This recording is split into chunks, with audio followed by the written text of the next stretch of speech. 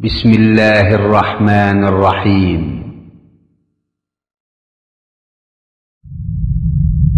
مكتب التعاون للدعوة والإرشاد وتوعية الجاليات بالدمام.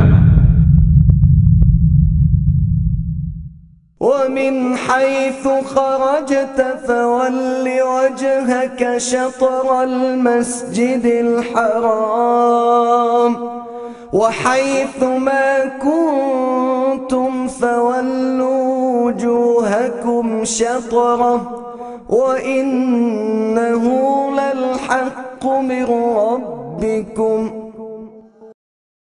إنني أنا الله لا إله إلا أنا فاعبدني وأقم الصلاة لذكري إن الصلاة كانت على المؤمنين كتابا موقوتا.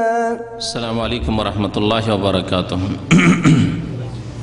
إن الحمد لله نحمده ونستعينه ونستغفره ونعوذ بالله من شرور أنفسنا ومن سيئات أعمالنا من يهده الله فلا مضل له ومن يضلله فلا هادي له وأشهد أن لا إله إلا الله وحده لا شريك له وأشهد أن محمدا عبده ورسوله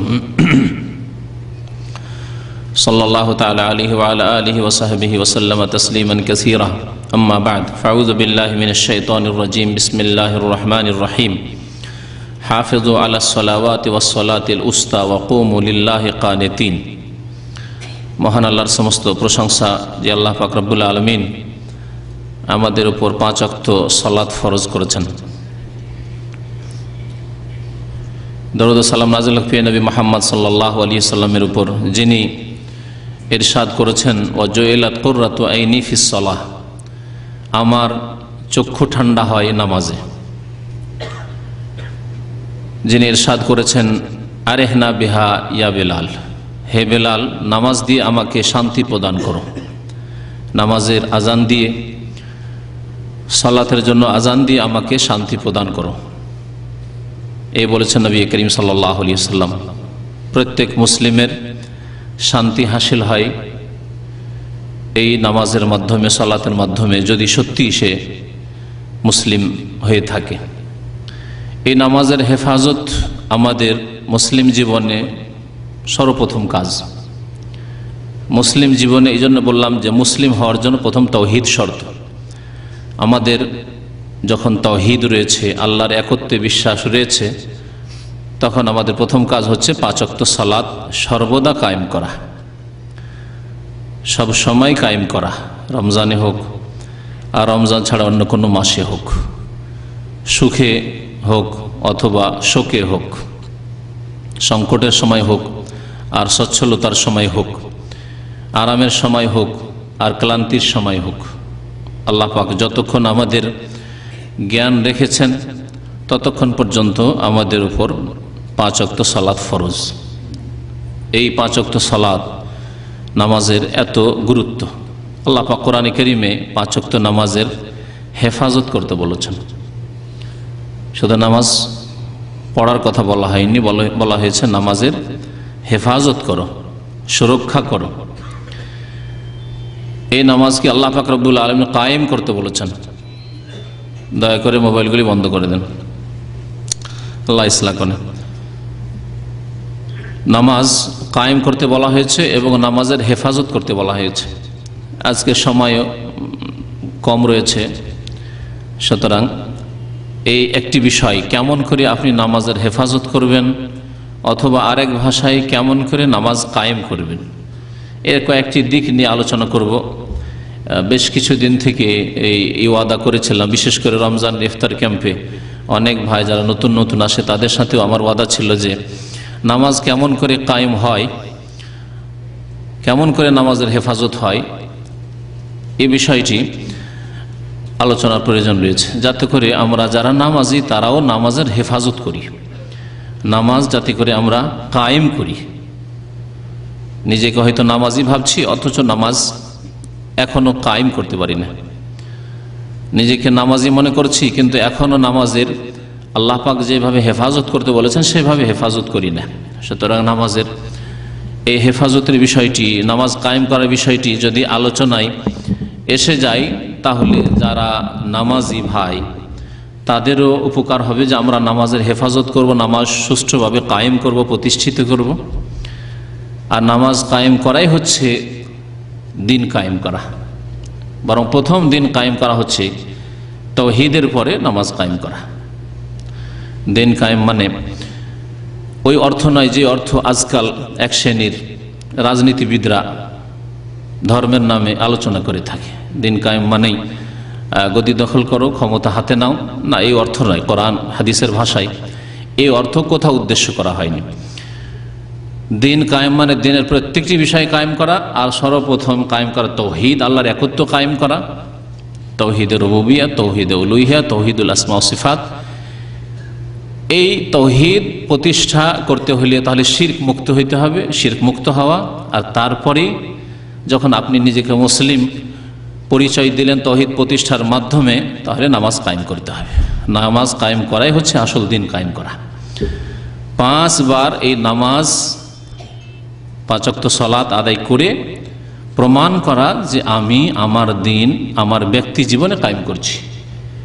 যেই ক্ষেত্রে দিন কায়েম করতে গিয়ে কোনো রকমের বাধা নেই। ব্যক্তি জীবনে দিন কায়েম করতে গিয়ে তেমন বাধার সম্মুখীন হইতে হয় না, কিন্তু পারিবারিক জীবনে দিনের বিধিবিধান কায়েম করতে গিয়ে অনেক সময় বাধার সম্মুখীন হতে হয়।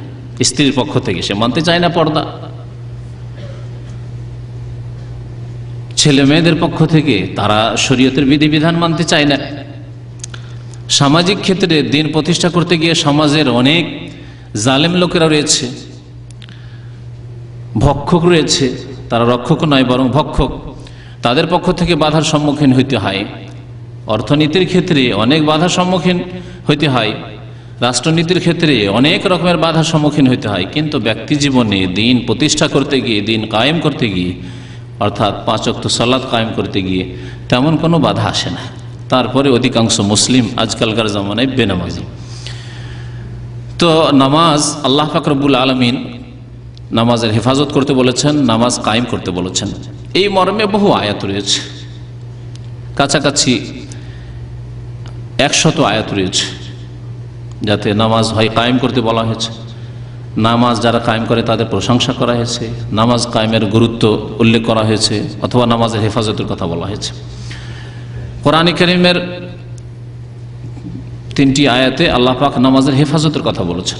একটি আয়াত সূরা বাকারার আয়াত নম্বর 238-এ আল্লাহ পাক ইরশাদ করেছেন, হাফিজু আলা সালাওয়াত, তোমরা নামাজগুলির, সালাতগুলির হেফাজত করো।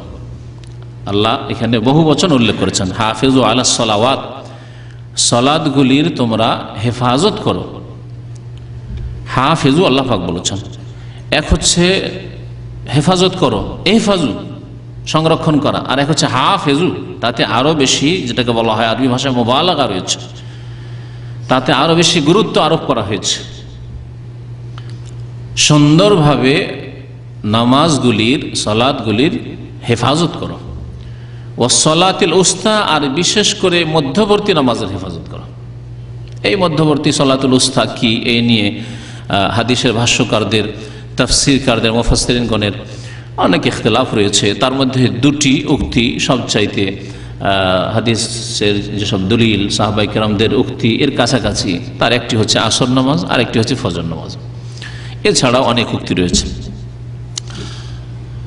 আল্লাহ পাক রব্বুল বিশেষভাবে আসর নামাজ এবং ফজর নামাজের হেফাজতের কথা উল্লেখ করেছেন, এবং এই কথাটি বিভিন্ন সহিহ হাদিস দ্বারাও প্রমাণিত। কারণ অধিকাংশ লোকের নামাজে যে গাফিলতি রয়েছে তা ফজর নামাজে, আর না হলে আসর নামাজে। আসর নামাজ, প্রাচীন যুগে আসর নামাজে বেশি গাফিলতি ছিল ফজরের গাফিলতির চাইতে। কারণ আসরের সময়টি আগের কালে হাট বাজারের সময়, কেনাকাটার সময়। ওই সময়, এই সময় যদি বাজারে না যাই তো খাবার পাবো না। এই সময় যদি বাজারে মাল সামান না নিয়ে যাই তাহলে বিক্রি হবে না। তাহলে যারা বিক্রেতা তারাও ওই সময় ব্যস্ত, যারা ক্রেতা তারাও ব্যস্ত। সেই জন্য আসর নামাজের গুরুত্ব দেওয়া হয়েছে। গ্রাম অঞ্চলে যেসব হাট লাগে দেখেছেন, গরুর হাটে, কুরবানির এই সুন্নত নিয়ে ব্যস্ত, কিন্তু আসর নামাজ পড়ে না। আমরা ছোটকালে বহু লোককে এরকম দেখেছি, যারা আসর নামাজ পড়ে না কিন্তু কোরবানি গরু কিনতে গেছে, কোরবানি খাসি কিনতে গেছে, এর সাথে বাড়ি ফিরে আসছে, এখন ওই আসর নামাজ পড়বে। যদি নামাজিও হয় তো আসর নামাজ পড়বে। আল্লাহ পাক এইরকম নামাজ কবুল করবেন না। একটি মাসলা শুনে রাখেন, কারণ আমাদের দেশে কাজা যে কোনো কারণে এমনি কাজা ছেড়ে দিল, বিলম্ব করে দিল, কোনো কাজে ব্যস্ত থাকলো, আর 4-5 ওয়াক্ত কাজা করছে। বহু অফিসারদেরকে দেখা যায়, সরকারি অফিস আদালতে চাকরি করে, আমি এরকম বেশ কিছু অফিসারদের আমার জীবনে পেয়েছি, যারা একসাথে 4-5 ওয়াক্ত নামাজ কাজা করছে।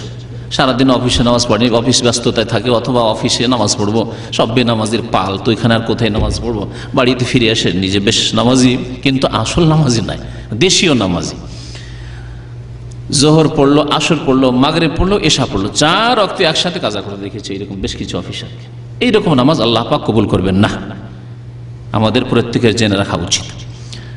আল্লাহ পাক রব্বুল আলামিন কাজা শুধু 2 ক্ষেত্রে কবুল করবেন, 2 ক্ষেত্রে কবুল করবেন। কি বলতে পারেন? একটি হচ্ছে ভুলে যাওয়া অথবা ঘুমিয়ে পড়া, অনিচ্ছাকৃত ঘুমিয়ে পড়া, ইচ্ছা করে ঘুমিয়ে থাকা নয় যে ঘুমটা পুরা করিনি তারপর পড়বো, যেমন আজকাল ফজরে যারা ঘুমিয়ে থাকে, পড়বো সকাল 7টা-8টায়, ঘুমিয়ে নি না, অনিচ্ছাকৃত, ইচ্ছা ছিল জাগবো কিন্তু জাগতে পারলো না। নবী করিম সাল্লাল্লাহু আলাইহি ওয়াসাল্লাম ইরশাদ করেছেন, এই ক্ষেত্রে দলিল মান নামা আন সালাতিন আও নাসিয়াহা, যে ব্যক্তি নামাজের সময় ঘুমিয়ে থেকে গেছে, অনিচ্ছাকৃত ঘুমিয়ে থেকেছে, ইচ্ছা করে নাই, কারণ ইচ্ছা করা গুনার, ইচ্ছা করা গুনাহ। আপনি নামাজের সময় ঘুমিয়ে থাকা, ইচ্ছা করে ঘুমিয়েছেন, মানে গুনার ইচ্ছা নিয়ে, অসৎ নিয়তে ঘুমিয়েছেন, সুতরাং আপনার এইরকম নামাজ কবুল হবে না। সকাল 7টা-8টায় ডিউটি যাওয়ার আগে ফজর নামাজ পড়ি, কবুল হবে না। অনিচ্ছাকৃত ক্লান্ত ছিলেন, অথবা ঘুম আপনার খুব বেশি, জাগাবার কেউ হয়নি, অ্যালার্ম বেজেছে, কখন বন্ধ করেছেন তাও বুঝতে পারেননি, মাঝে মধ্যে কখন হয়ে গেছে, মান নামা আন সালাতিন, নামাজের সময় ঘুমিয়ে থেকে গেছেন, আসর নামাজ সূর্য ডুবে গেছে, ফজর নামাজ সূর্য উঠে গেছে, আও নাসিয়াহা, অথবা ওই নামাজ ভুলে গেছে, ভাবছেন যে নামাজ পড়েছি, হয়তো আসলে পড়েননি, ফালিয়ুসাল্লিহা ইযা যাকারাহা, সেই ব্যক্তি যেন ওই নামাজ, ওই সালাত আদায় করে নেই যখন তার স্মরণ হবে, ভুলে যাওয়ার ক্ষেত্রে স্মরণ হবে, আর ঘুম থেকে যখন জাগবে তখনই নামাজ পড়ে নেবে বিনা বিলম্বে, বিলম্ব করে নয়। আমাদের সবার একটা ফতোয়া আছে এই ক্ষেত্রে, যে আজকের জোহর ছুটে গেছে বা আসর ছুটে গেছে, ফজর ছুটে গেছে, আগামী দিনে ফজরের সাথে ফজর পড়বে। শুনেছেন না শোনেন এই ফতোয়া? শুনেছেন। ইযা যাকারাহা, যখনই স্মরণ হবে, যখনই ঘুম ভাঙবে, ফাইন্না যালিকা ওয়াক্তুহা, ওই নামাজের সেটি হচ্ছে ওয়াক্ত, যখন আপনি জাগতে পেরেছেন, যখন আপনার স্মরণ হয়েছে। লা কাফারাতা লাহা ইল্লা যালিকা, এর আর কোনো কাফারা নাই এছাড়া, নামাজের আর কোনো কাফারা নেই, নামাজ এইরকম অবস্থায়, 2 অবস্থায় কাজা করে নেওয়া ছাড়া।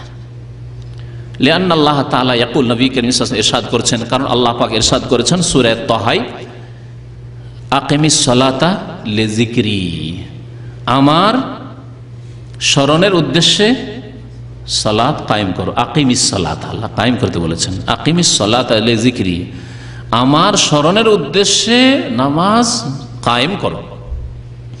লিযিকরির যারা আরবি ভাষাবিদ, নাহু সারফ, গ্রামারবিদ, তারা আরেকটি তাফসীর করেছেন, লামটা সময়ের ক্ষেত্রে ব্যবহার হয়, লাম শব্দটি হারফে জার সময়ের ক্ষেত্রে ব্যবহার হয়। যেমন আল্লাহ পাক বলেছেন, ফাতাল্লিকুহুন্না লিইদ্দাতিহিন্না, তোমরা নারীদেরকে তালাক দাও তাদের ইদ্দতের, এখানে জন্য নয়, তাদের ইদ্দতের সময়, অর্থাৎ তোহরে, তাহারত অবস্থায় তালাক দাও, এমন পবিত্রতায় সুন্নতি তালাক, যে পবিত্রতায় তোমার সাথে মিলন হয়নি, হাইজ থেকে পবিত্র হয়েছে তারপরেই তালাক দাও, যাতে করে এই সম্ভাবনা না থাকে যে আবার পেটে বাচ্চা চলে আসলো নাকি। তো লিইদ্দাতিহিন্না আল্লাহ বলেছেন, লাম মানে তাহলে এখানে সময় বোঝানো হয়েছে। ঠিক তেমনি আকিমিস সালাতা লিযিকরি, এখানেও লাম হয়েছে, এর মানে হচ্ছে যে আকিমিস সালাতা লিওয়াক্তি যিকরি, যখন আমার স্মরণ হবে তখনই নামাজ পড়ো। ঘুম ভেঙেছে, স্মরণ হয়েছে, আরে নামাজ তো পড়িনি, আল্লাহ পাকের হক বাকি আছে, তখনই নামাজ পড়ো। ভুলে গেছিলেন যখন নামাজ, আসর নামাজ, আরে ভাবছিলেন পড়ে নিচ্ছে, না তো নামাজ তো আজকে পড়িনি, যখনই স্মরণ হয়েছে তখনই নামাজ আদায় করো। নামাজের হেফাজত করার কথা আল্লাহ বলেছেন এবং নামাজ কায়েম করার কথা বলেছেন। এর বিপরীত আল্লাহ পাক সতর্ক করেছেন নামাজ কি করা থেকে বলতে পারেন? আল্লাহ পাক একটি শব্দ উল্লেখ করেছেন কোরআনে কারিমে, যেটা নামাজের হেফাজতের বা কায়েম করার বিপরীত, তা থেকে সতর্ক করেছেন। তা হচ্ছে নামাজ নষ্ট করা। জি, নষ্ট করা আরবি হচ্ছে দায়ে করা। ফাখালাফা মিন বাদিহিম খালফুন আদাউস সালাহ। আল্লাহ পাক ইরশাদ করছেন যে তাদের পরে সাহাবায়ে কেরাম, তাবেঈন, তাবা তাবেঈন, আইম্মায়ে কেরাম, স্বর্ণযুগের পরে ফাখালাফা মিন বাদিহিম খালফুন, তাদের পরে মানে স্বর্ণযুগের মুসলিম, আদর্শ মুসলিম যারা আমাদের জন্য, এই উম্মতের জন্য, তাদের পরে এমন এক জাতি আসবে, সূরা মারইয়ামে আল্লাহ পাক উল্লেখ করেছেন, এমন এক জাতি আসবে, খালফুন বলেছেন, অবাঞ্ছিত লোকেরা। সালাফ মানে আমাদের আগের ভালো লোকেরা, আর খালাফ মানে পরের ভালো লোকেরা, আর খালফ মানে পরবর্তীকালের খারাপ লোকেরা। খালাফ আর খালফ শুধু জজম, সুকুন এবং ফাতাহ, জবরের পার্থক্যে এই অর্থ। খালাফ মানে সালাফ এবং খালাফ আমরা বলি। সালাফে সালেহিন মানে আগের জামানার ভালো মানুষেরা, সাহাবায়ে কেরাম, তাবেঈন, তাবা তাবেঈন, আইম্মায়ে কেরাম, ইমাম আবু হানিফা, শাফি, মালিক, আহমদ রহমতুল্লাহ আলাইহিম আজমাইন, আইম্মায়ে মুহাদ্দিসিন, এরা হচ্ছে সালাফ, আমাদের সালাফে সালেহিন। আর পরবর্তীকালের ভালো লোকেরা, যেমন আজকালকার জামানার ভালো মানুষরা, কিয়ামত পর্যন্ত যত ভালো মানুষরা আসবে, এদেরকে কোরআন হাদিসের ভাষায় কি বলা হয়? খালাফ। সালাফের বিপরীত মানে পরে এসেছেন কিন্তু ভালো লোক, তারাও খালাফ। আর পরবর্তীকালের খারাপ লোকেরা, এদেরকে আল্লাহ পাক কি বলছেন? খালফ, পিছিয়ে পড়ে থাকা লোক। ধর্মের ক্ষেত্রে, দিনের ক্ষেত্রে, তাকওয়ার ক্ষেত্রে, ইমানের ক্ষেত্রে, নামাজের ক্ষেত্রে এরা অনেক পিছিয়ে যাওয়া লোক। ফাখালাফা মিন বাদিহিম খালফুন, এখানে আল্লাহ বলছে, খালাফ বলেন। এই খালফ, অবাঞ্ছিত লোকেরা, এই বাজে লোকেরা কি করবে? আদাউস সালাতা, নামাজকে বিনষ্ট করবে। আল্লাহ পাক তাহলে কোরআনে কারিমের আয়াতে ভবিষ্যৎবাণী করেছেন যে পরবর্তীতে এমন লোকেরা আসবে যারা নামাজকে নষ্ট করবে, জায়ে করবে নামাজকে। ওয়াত্তাবাউশ শাহাওয়াত, এবং কুপ্রবৃত্তির তারা অনুসরণ করবে। শাহওয়াত মনের কামনা বাসনা কে শাহওয়াত বলা হয়। ইশতাহা মানে চাওয়া, মনের চাহিদা। আমার এটা খাবার চাইছে, রুচি হচ্ছে, এটা রুচি হয় না, তো যেটা রুচি হওয়া রাখে বা চাহিদা, খাবারের দিকে চাহিদা, এটাকে বলা হয় ইশতেহা বা শাহওয়া বলা হয়। যৌন কামনাকেও শাহওয়া বলা হয়। মনের কামনা বাসনাকে আল্লাহ পাক বলেছে ওয়াত্তাবাউশ শাহাওয়াত, মনের কামনা বাসনার তারা অনুসরণ করবে। তাহলে না কোরআন সুন্নাহর অনুসরণ করবে, না রাসূলুল্লাহ সাল্লাল্লাহু আলাইহি ওয়াসাল্লামের অনুসরণ করবে, না দলিলের অনুসরণ করবে। যে আল্লাহ 5 ওয়াক্ত নামাজ পড়তে বলেছেন, সময় মতো নামাজ পড়তে বলেছেন, নামাজের হেফাজত করতে বলেছেন, নামাজ কায়েম করতে বলেছেন, এর অনুসরণ করবে, দলিলের অনুসরণ করবে না। ওয়াত্তাবাউশ শাহাওয়াত, মনের কামনা বাসনার অনুসরণ করবে তারা। যারা খেয়াল খুশি নামাজ পড়ে, যখন ইচ্ছা নামাজ পড়লো, ওয়াক্তের কোনো খেয়াল রাখলো না, তারপরে কখনো 4 ওয়াক্ত পড়লো, কখনো 5ই পড়লো, কখনো 3 পড়লো, কখনো 2 পড়লো, কখনো বেশি পড়লো, কখনো কম পড়লো, রমজানে খুব বেশি পড়লো, তারাবিও 1 ওয়াক্ত ছুটেনি, কিন্তু রমজান পরে ফরজও পড়ে না। এদের আল্লাহ পাক রব্বুল চিত্রকে তুলে ধরেছেন এই আয়াতে। ওয়াত্তাবাউশ শাহাওয়াত, এরা মনের কামনা বাসনার অনুসরণ করে পূজা করে। এদের সম্পর্কে আল্লাহ পাক রব্বুল আলামিন অন্য আয়াতে বলেছেন আফারা আইতা মান ইত্তাখাযা ইলাহাহু হাওয়া। হে নবী, আপনি কি দেখেছেন তাদেরকে? মান ইত্তাখাযা ইলাহাহু, যারা নিজের উপাস্য বানিয়েছে, সাব্যস্ত করেছে। কাকে? হাওয়াহু, কুপ্রবৃত্তিকে, মনের কামনা বাসনাকে। মনের কামনা বাসনা রমজান মাসে ভালো ইবাদতবন্দি করতে হবে, করেছে। মনের কামনা বাসনা রমজান পরে আর অসুবিধা নেই, এখন মাঝে মাঝে পড়বো, মাঝে মাঝে ছাড়লেও অসুবিধা নেই।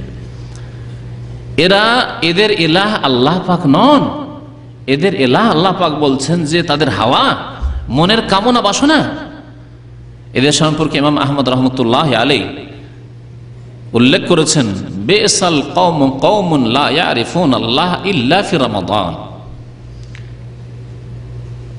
জঘন্য জাতি, নোংরা সম্প্রদায়, নোংরা লোক, ওইসব লোকেরা, বিশাল কম, খারাপ লোক তারাই, আল্লাযীনা লা ইয়ারিফুন আল্লাহ, যারা আল্লাহকে চেনে না রমজান ছাড়া অন্য কোন মাসে। 11 মাস আল্লাহর সাথে তাদের সম্পর্ক নেই। 11 মাস আল্লাহকে ছাড়া 5 ওয়াক্ত নামাজ কায়েম করে না, রমজান মাস আসলে মসজিদে ভিড় ভাড় করে, তারপর আর খোঁজ খবর নাই। বেসাল কম বলা হয়েছে তাদেরকে। যে আল্লাহ পাক রমজানের রব, তিনি শওয়ালের রব, তিনি জিল কাদা জিল হজের রব, তিনি মহরম সফরের রব, তিনি সমস্ত মাসগুলির রব, সমস্ত যুগ, সমস্ত স্থান, সমস্ত কাল, সমস্ত সময়ের রব। সুতরাং আল্লাহ পাক রব্বুল আলমিনের সর্বদাই ইবাদত বন্দেগী করতে হবে। আল্লাহ পাক ইরশাদ করেছেন সূরা হিজর আয়াত নম্বর 99, ওয়াবুদ রব্বাকা হাত্তা ইয়াতিয়াকাল ইয়াকিন। হে নবী সাল্লাল্লাহু আলাইহি সাল্লাম, আপনি আপনার রবের ইবাদত চালিয়ে যান। ওয়াবুদ রব্বাকা হাত্তা ইয়াতিয়াকাল ইয়াকিন, যতক্ষণ পর্যন্ত আপনার নিকট মওত না এসেছে। ইয়াকিন আল মওত এমন একটি বিষয় যে মওতকে নাস্তিক ইয়াকিন করে, বিশ্বাস করে যে মরতে হবে, যে মওত মরতে হবে এ কথা মুশরিক পৌত্তলিকও বিশ্বাস করে, খ্রিস্টানও বিশ্বাস করে, ইহুদিও বিশ্বাস করে, অসৎ বিশ্বাস করে, সৎ বিশ্বাস করে, ভালো বিশ্বাস করে, মন্দ বিশ্বাস করে। কিন্তু মওতের পরে কি হবে এ কথা একমাত্র মুমিন বিশ্বাস করে। মওতের পরে জবাবদিহি করতে হবে, কর্মক্ষেত্র শেষ হয়ে যাবে। এজা মাতা ইবনু আদম ইনকাতা আমালহু, আমল বন্ধ হয়ে গেছে, ভালো মন্দ কাজ, দুনিয়ার কাজ যেমন বন্ধ হয়েছে, আপনার চাকরি বাকরি রুজি রোজগার বন্ধ হয়েছে, ছেলে মেয়েদের দেখাশোনা বন্ধ হয়েছে, তেমনি আপনার নামাজ রোজা, সৎ অসৎ, ভালো কাজ মন্দ কাজ সব বন্ধ হয়েছে। কিন্তু এখন শুরু হয়েছে ফলাফলের জগৎ। কর্মক্ষেত্র শেষ হয়েছে, ফলাফলের জগৎ শুরু হয়েছে, এখন ফল পাওয়া শুরু হবে। এ কথা একমাত্র মুমিন আল্লাহ পাকের বান্দা বিশ্বাস করে। হাত্তা ইয়াতিয়াকাল ইয়াকিন, যতক্ষণ পর্যন্ত আপনার নিকট ইয়াকিন মওত না এসেছে, মওত আসা পর্যন্ত ইবাদত বন্দেগী করতে হবে। নবী করিম সাল্লাল্লাহু আলাইহি সাল্লামকে আল্লাহ বিশেষভাবে এক বচন দিয়ে সম্বোধন করেছেন। যদি নবী সাল্লাল্লাহু আলাইহি সাল্লামকে সারা জীবন ইবাদত বন্দেগী চালিয়ে যেতে হয়, তাহলে আমাকে আপনাকে কি করতে হবে? আল্লাহ বলছেন মাইয়ুতির রাসূল ফাকাদ আতা আল্লাহ, যে ব্যক্তি রাসূলের আনুগত্য করলো সেই ব্যক্তি আল্লাহর আনুগত্য করলো। ইন কুনতুম তুহিব্বুনা ফাত্তাবিউনি, আল্লাহকে যদি ভালোবাসতে চাও এবং ভালোবাসার দাবিদার হও, ফাত্তাবিউনি, আমি মুহাম্মদ সাল্লাল্লাহু আলাইহি সাল্লামের অনুসরণ করো। নবী করিম সাল্লাল্লাহু আলাইহি ওয়াসাল্লাম মওত পর্যন্ত 5 ওয়াক্ত নামাজ চালিয়ে গেছেন, বরং যখন মৃত্যু সজ্জায় মাঝে মাঝে বেহুশ হয়ে পড়েছেন, অচেতন হয়ে যাচ্ছেন, আবার যখন পানি ঢালা হচ্ছে মাথায়, আবার হুঁশ আসছে, হুঁশ যখন আবার ফিরে আসছে, বলছেন হাল সাল্লান নাস, লোকজনের নামাজ পড়া হয়ে গেছে কি? লা ইয়া রাসূলুল্লাহ ওয়াহুম ইয়ানতাজিরুনাকা, ইয়া রাসূলুল্লাহ আপনার প্রতীক্ষায় রয়েছে, ইন্তজারে তারা রয়েছে যে হয়তো আপনি গিয়ে নামাজ পড়াবেন। ওঠার চেষ্টা করছেন, উঠতে পারছেন না। শেষখানে বলছেন মুরু আবু বকরিন ফালিয়ুসাল্লি বিন নাস, বলো আবু বকরকে বলো, সহিহ বুখারী শরীফ হাদিস, যে লোকজনকে নামাজ পড়িয়ে দিক, আমার শরীরে ওঠার মতো শক্তি নেই। আল্লাহু আকবার, আমার শরীরে ওঠার মতো শক্তি নেই। নবী করিম সাল্লাল্লাহু আলাইহি ওয়াসাল্লাম একেবারে শেষখানে একবার একটু শরীরটা হালকা বোধ করলেন, জানা এখন আমি নামাজে হাজির হইতে পারবো। আলীকে আব্বাস চাচা এবং এইদিকে চাচাতো ভাই জামাই আলী, তাদেরকে বললেন যে চলো আমাকে মসজিদে নিয়ে চলো। একদিকে কাঁধে ভর দিলেন আলী রাদিয়াল্লাহু তাআলা আনহু, আরেকদিকে ভর দিলেন আব্বাস রাদিয়াল্লাহু তাআলা আনহু। দুইজনের কাঁধে ভর দিয়ে কোনো রকম মসজিদে হাজির হলেন। দাঁড়িয়ে থাকতে পারছেন না, বসিয়ে দেওয়া হলো, বসে গেলেন। আবু বকর রাদিয়াল্লাহু তাআলা ইমামত শুরু করে দিয়েছেন, আর সেই সময় তাকে বাম দিকে বসিয়ে দেওয়া হলো। ইমাম আবু বকর সিদ্দিক রাদিয়াল্লাহু তাআলা আনহু, তার বাম দিকে বসিয়ে দেওয়া হলো। আবু বকর রাদিয়াল্লাহু তাআলা আনহু শুধু আওয়াজটি মুকাব্বির হিসাবে পৌঁছাছিলেন লোকজনকে। ইমাম হয়ে গেলেন রাসূলুল্লাহ সাল্লাল্লাহু আলাইহি ওয়াসাল্লাম। শেষ নামাজ রাসূলুল্লাহ সাল্লাল্লাহু আলাইহি ওয়াসাল্লাম, চলতে পারছেন না, অচল অবস্থা, বসে বসে আওয়াজ পৌঁছাতে পারছেন না মুক্তাদিদেরকে, সেই সময়ও নামাজ আদায় করেছেন। আর আজকে যদি আমাদের চরিত্র এরকম হয় যে আমরা রমজানে শুধু নামাজ পড়ব, আল্লাহ পাক কবুল করবেন না। বরং রমজানে নামাজ পড়া আর তারপরে নামাজ ছেড়ে দেওয়া, যদি এক ওয়াক্তই ছেড়ে দেওয়া হোক না কেন, আমি বলছি না যে 5 ওয়াক্ত ছেড়ে দেওয়া, 5 ওয়াক্ত ছাড়লে যা হবে তা তো স্পষ্টই, কিন্তু আরো স্পষ্ট করে দিচ্ছি 5 ওয়াক্ত কেউ ছাড়লো না। রমজানে 5 ওয়াক্ত ফজর পড়তো সাহরি খেয়ে, আর রমজান পরে 4 ওয়াক্ত পড়ে ফজর পড়ে না, তার কথা শোনেন, সেই ব্যক্তি নামাজ নষ্ট করলো এবং মনের কামনা বাসনা কুপ্রবৃত্তির অত্যাবাউ শাহওয়াত অনুসরণ করলো। আল্লাহ পাক এরকম নামাজ কবুল করবেন না। নামাজের যদি হেফাজত করতে হয়, তাহলে নামাজ যেইভাবে আল্লাহ পাক ফরজ করেছেন আদায় করতে হবে। আল্লাহ পাক বলছেন তাদের সম্পর্কে যারা নামাজ নষ্ট করে, ফাসাউফা ইয়ালকাউনা গাইয়া, ফাসাউফা ইয়ালকাউনা গাইয়া, তারা শীঘ্রই গাই নামক জাহান্নামে পৌঁছিবে। গায়ে জাহান্নামের একটি স্তরের নাম, কেউ কেউ বলেছেন, কোন কোন তাফসীরকার। অথবা গায়ে মানে এমন গুমরাহি যার পরিণাম জাহান্নাম, একই কথা। অবশ্যই গায়ের অর্থাৎ জাহান্নামের সম্মুখীন হবে যারা নামাজকে নষ্ট করবে আর কুপ্রবৃত্তির অনুসরণ করবে। আল্লাহ পাক রব্বুল সূরা মুদ্দাসসিরে কয়েকটি আয়াতে উল্লেখ করেছেন যারা জাহান্নামে যাবে, জাহান্নামে যাওয়ার মুখ্য কারণ বলতে পারেন কেউ? জাহান্নামে যাওয়ার অনেক কারণ রয়েছে। খুন করা জাহান্নামে যাওয়ার কারণ, মাতা পিতার অবাধ্য হওয়া জাহান্নামে যাওয়ার কারণ, রোজা ছাড়াও জাহান্নামের কারণ, হজ ছাড়াও জাহান্নামে যাওয়ার কারণ, মদ খাওয়া জাহান্নামে যাওয়ার কারণ, জেনা করাও জাহান্নামে যাওয়ার কারণ। জাহান্নামে যাওয়ার কারণ সমস্ত কাবিরা গুনাহ এবং অহরহ সাগিরা গুনাহও অনেক সময় জাহান্নামে যাওয়ার কারণ। কিন্তু মুখ্য কারণ জাহান্নামে যাওয়ার কি? নামাজ না পড়া, শিরকের পরে প্রথম কারণ হচ্ছে জাহান্নামে যাওয়ার শিরক। কারণ যেই ব্যক্তি শিরক করে মারা যাবে আল্লাহ পাক তার জন্য জান্নাতকে হারাম করে। সূরা মাইদা আল্লাহ পাক ইরশাদ করে, ইন্নাহু মান ইউশরিক বিল্লাহি ফাকাদ হারামাল্লাহু আলাইহিল জান্নাহ। যে ব্যক্তি আল্লাহর সাথে শিরক করবে এবং ওই অবস্থায় মারা যাবে আল্লাহ পাক তার জন্য জান্নাতকে হারাম করেছেন। তাহলে জাহান্নামে যাওয়ার মুখ্য কারণ হচ্ছে শিরকের অবস্থায় মারা যায়, যে কোনো শিরক হোক না কেন।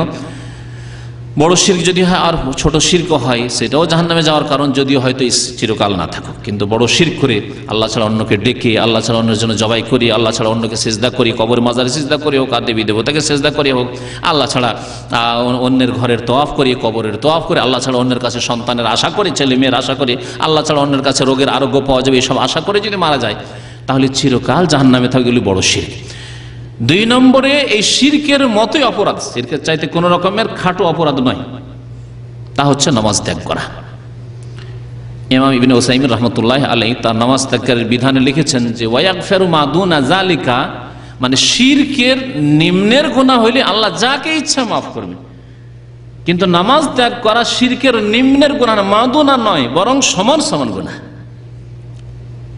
বইটি খুব সূক্ষ্ম দৃষ্টি নিয়ে পড়তে হবে, কারণ তাতে কিছু ফিকহি উসুল ফিকহের কায়দা রয়েছে। এই জন্য অনেক সময় শুধু পড়ে গেলে হবে না, বুঝে পড়তে হবে। ওয়ায়াগফিরু মা দুনা যালিকা, শিরক করেনি আর শিরকের মতো গুনাহ করেনি। শিরকের মতো গুনাহ হচ্ছে নামাজ। নামাজ 5 ওয়াক্ত কায়েম করেছে, শিরক করেনি, অন্য কোনো গুনাহ করে হয়তো মারা গেছে, আল্লাহ ইচ্ছা করলে আযাব দেবেন, আল্লাহ ইচ্ছা করলে মাফ করবেন।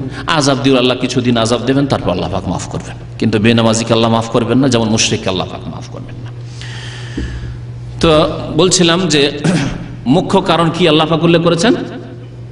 নামাজ ত্যাগ করা। ফি জান্নাতি ইয়াতাসাআলুনা আনিল মুজরিমিনা মা সালাকাকুম ফি সাকার, জান্নাতে জান্নাতীরা জিজ্ঞাসা করবে জাহান্নামীদেরকে বা জাহান্নামীদের সম্পর্কে, মা সালাকাকুম ফি সাকার, তাদেরকে সম্বোধন করে জিজ্ঞাসা করে। মানে আল্লাহ পাক তাহলে এইরকম যোগাযোগ ব্যবস্থা করে দেবেন যে জাহান্নামীদের নিজের গ্রামের যারা জাহান্নামী, নিজের এলাকার জাহান্নামী, নিজের বন্ধু বান্ধব মা পরিচিতদের মধ্য থেকে যারা বেনামাজি, আত্মীয় স্বজন বংশের লোক যারা বেনামাজি, তাদের সাথে একটা যোগাযোগ ব্যবস্থা আল্লাহ করে দেবেন কথা বলার। মা সালাকাকুম ফি সাকার, তোমাদেরকে জাহান্নামে কে নিয়ে গেছে? তারা বলবে লাম নাকু মিনাল মুসাল্লিন, এই কথা বলবে না যে আমরা চুরি করেছিলাম, আমরা রোজা রাখিনি, আমরা বেঈমানি করেছিলাম। হ্যাঁ, বলবে লাম নাকু মিনাল মুসাল্লিন, আমরা মুসল্লি ছিলাম না, আমরা 5 ওয়াক্ত নামাজ পড়িনি, সেই জন্য জাহান্নামে।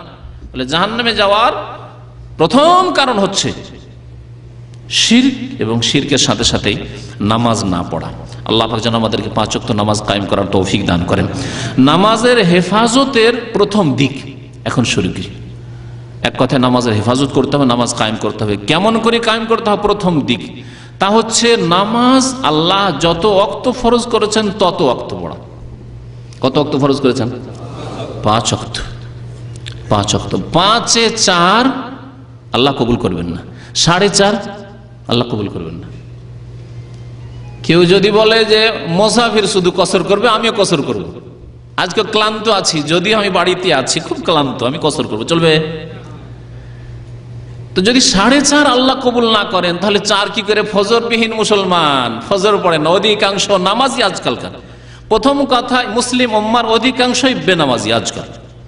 তারপরে যারা নামাজি তাদের অধিকাংশই ফজরবিহীন নামাজি, ফজর পড়ে না, ফজর পড়ে না, অথবা ফজর ওয়াক্তে পড়ে না। আর বললাম ফজর ওয়াক্তে না, ইমাম ইবনে তাইমিয়া রাহমাতুল্লাহ আলাইহি স্পষ্ট ভাষায় বলেছেন যে দলিল এর আগে উল্লেখ করলাম সেই দলিল এবং এছাড়া অন্যান্য দলিলের আলোকে, যে সময় পার হয়ে যাওয়ার পরে যে নামাজ ইচ্ছা করে পড়বে সেই নামাজ আল্লাহ পাক কবুল করবেন না, আল্লাহ পাক কবুল করবেন না। যেমন কুরবানি কেউ যদি এখন দেয় কবুল হবে? কোরবানি যদি 13 জিলহজের পরে 14-15 জিলহজে কেউ দেয়, যে পয়সা ছিল না 3-4 দিন, বা খাসি বকরির দাম খুব, গরুর দাম খুব বেশি ছিল, এখন 10 দিন পরে একটু সস্তা হয়েছে, এখন কোরবানি দেব, কবুল হবে? ঠিক তেমনি 5 ওয়াক্ত নামাজ যেই সময়গুলিতে আল্লাহ ফরজ করেছেন যদি না আদায় করা হয় তাহলে আল্লাহ কবুল করবেন না। ভালো করে শুনে রাখুন। সুতরাং ইত্তাকুল্লাহ, আল্লাহকে ভয় করুন, যথাসময়ে নামাজ পড়ুন। নামাজ 5 ওয়াক্ত কায়েম করতে হবে, 4 আল্লাহ পাক কবুল করবেন না। নতুন মুসলমান নবী সাল্লাল্লাহু আলাইহি ওয়াসাল্লামের সামনে মুসলমান হওয়ার পর একাধিক রিওয়ায়াত রয়েছে, হাদিস রয়েছে। জিজ্ঞাসা করছেন, একটি হাদিস শুধু আপনাদেরকে শোনাই। আন ইবনে আব্বাস রাদিয়াল্লাহু তাআলা আনহুমা আন্না রাসূলুল্লাহ সাল্লাল্লাহু আলাইহি ওয়াসাল্লাম বাসা মাযান ইলাল ইয়ামান, মুআয রাদিয়াল্লাহু তাআলা আনহুকে ইয়ামান দেশে যখন পাঠালেন গভর্নর করে, ইয়ামান দেশের শাসক রূপে। কালা ইন্নাকা তাকদুমু আলা কওমিন আহলি কিতাব, কোন রিওয়ায়াতে ইন্নাকা তাতি কওমান আহলা কিতাব, তুমি এমন এক জাতির কাছে যাচ্ছ যেই জাতি আহলি কিতাব, সেখানে ইহুদিরা বসবাস করত। ফালিয়াকুন আউওয়ালা মা তাদউহুম ইলাইহি ইবাদাতুল্লাহ, বা ফালিয়াকুন আউওয়ালা মা তাদউহুম ইলাইহি শাহাদাতু আল্লা ইলাহা ইল্লাল্লাহ। বিভিন্ন রিওয়ায়াত রয়েছে আল্লাহর একমাত্র ইবাদত বন্দেগীর দিকে দাওয়াত দেবে। অন্য রিওয়ায়াত রয়েছে একমাত্র কালিমা লা ইলাহা ইল্লাল্লাহ, আল্লাহ ছাড়া কেউ সত্য মাবুদ নেই, এই কথার দিকে দাওয়াত দেবে, তাওহীদের দিকে দাওয়াত দেবে। ফাইজা আরাফু যালিকা বা ফাইনহুম আতাউকা লিযালিকা, যখন এই কথা মেনে নেবে, ফাআখবিরহুম, তাদেরকে জানিয়ে দিও যে আন্নাল্লাহ কাদ ফারাজা আলাইহিম খামসা সালাওয়াতিন ফি কুল্লি ইয়াউমিন ওয়া লাইলা, তাদেরকে জানিয়ে দেবে যে আল্লাহ পাক নামাজ ফরজ করেছেন। কত ওয়াক্ত? খামসা সালাওয়াত, 5 ওয়াক্ত নামাজ ফরজ করেছেন প্রত্যেক দিন এবং রাতে। কত রাকাত ফরজ? 17 রাকাত। আচ্ছা, আমাদের দেশি যারা এক শ্রেণীর নামাজি রয়েছে, যারা এর সাথে 17 পড়ে, আমি তো এর সাথে 17 পড়ে নিলাম, ব্যাস জোহর আসর যদি না পড়ে, ফজর না পড়ে, চলবে না? চলবে না। 17 তো পড়লো, হ্যাঁ, 17 ফরজ আদায় করতে হবে এবং নিজ নিজ সময় আদায় করতে হবে। জোহর 4, হ্যাঁ, আসর 4, মাগরিব 3, এশা 4, ফজর 2, এইভাবে 17 আদায় করতে হবে। এটা হচ্ছে সর্বনিম্ন পাস করার জন্য 5 মার্ক।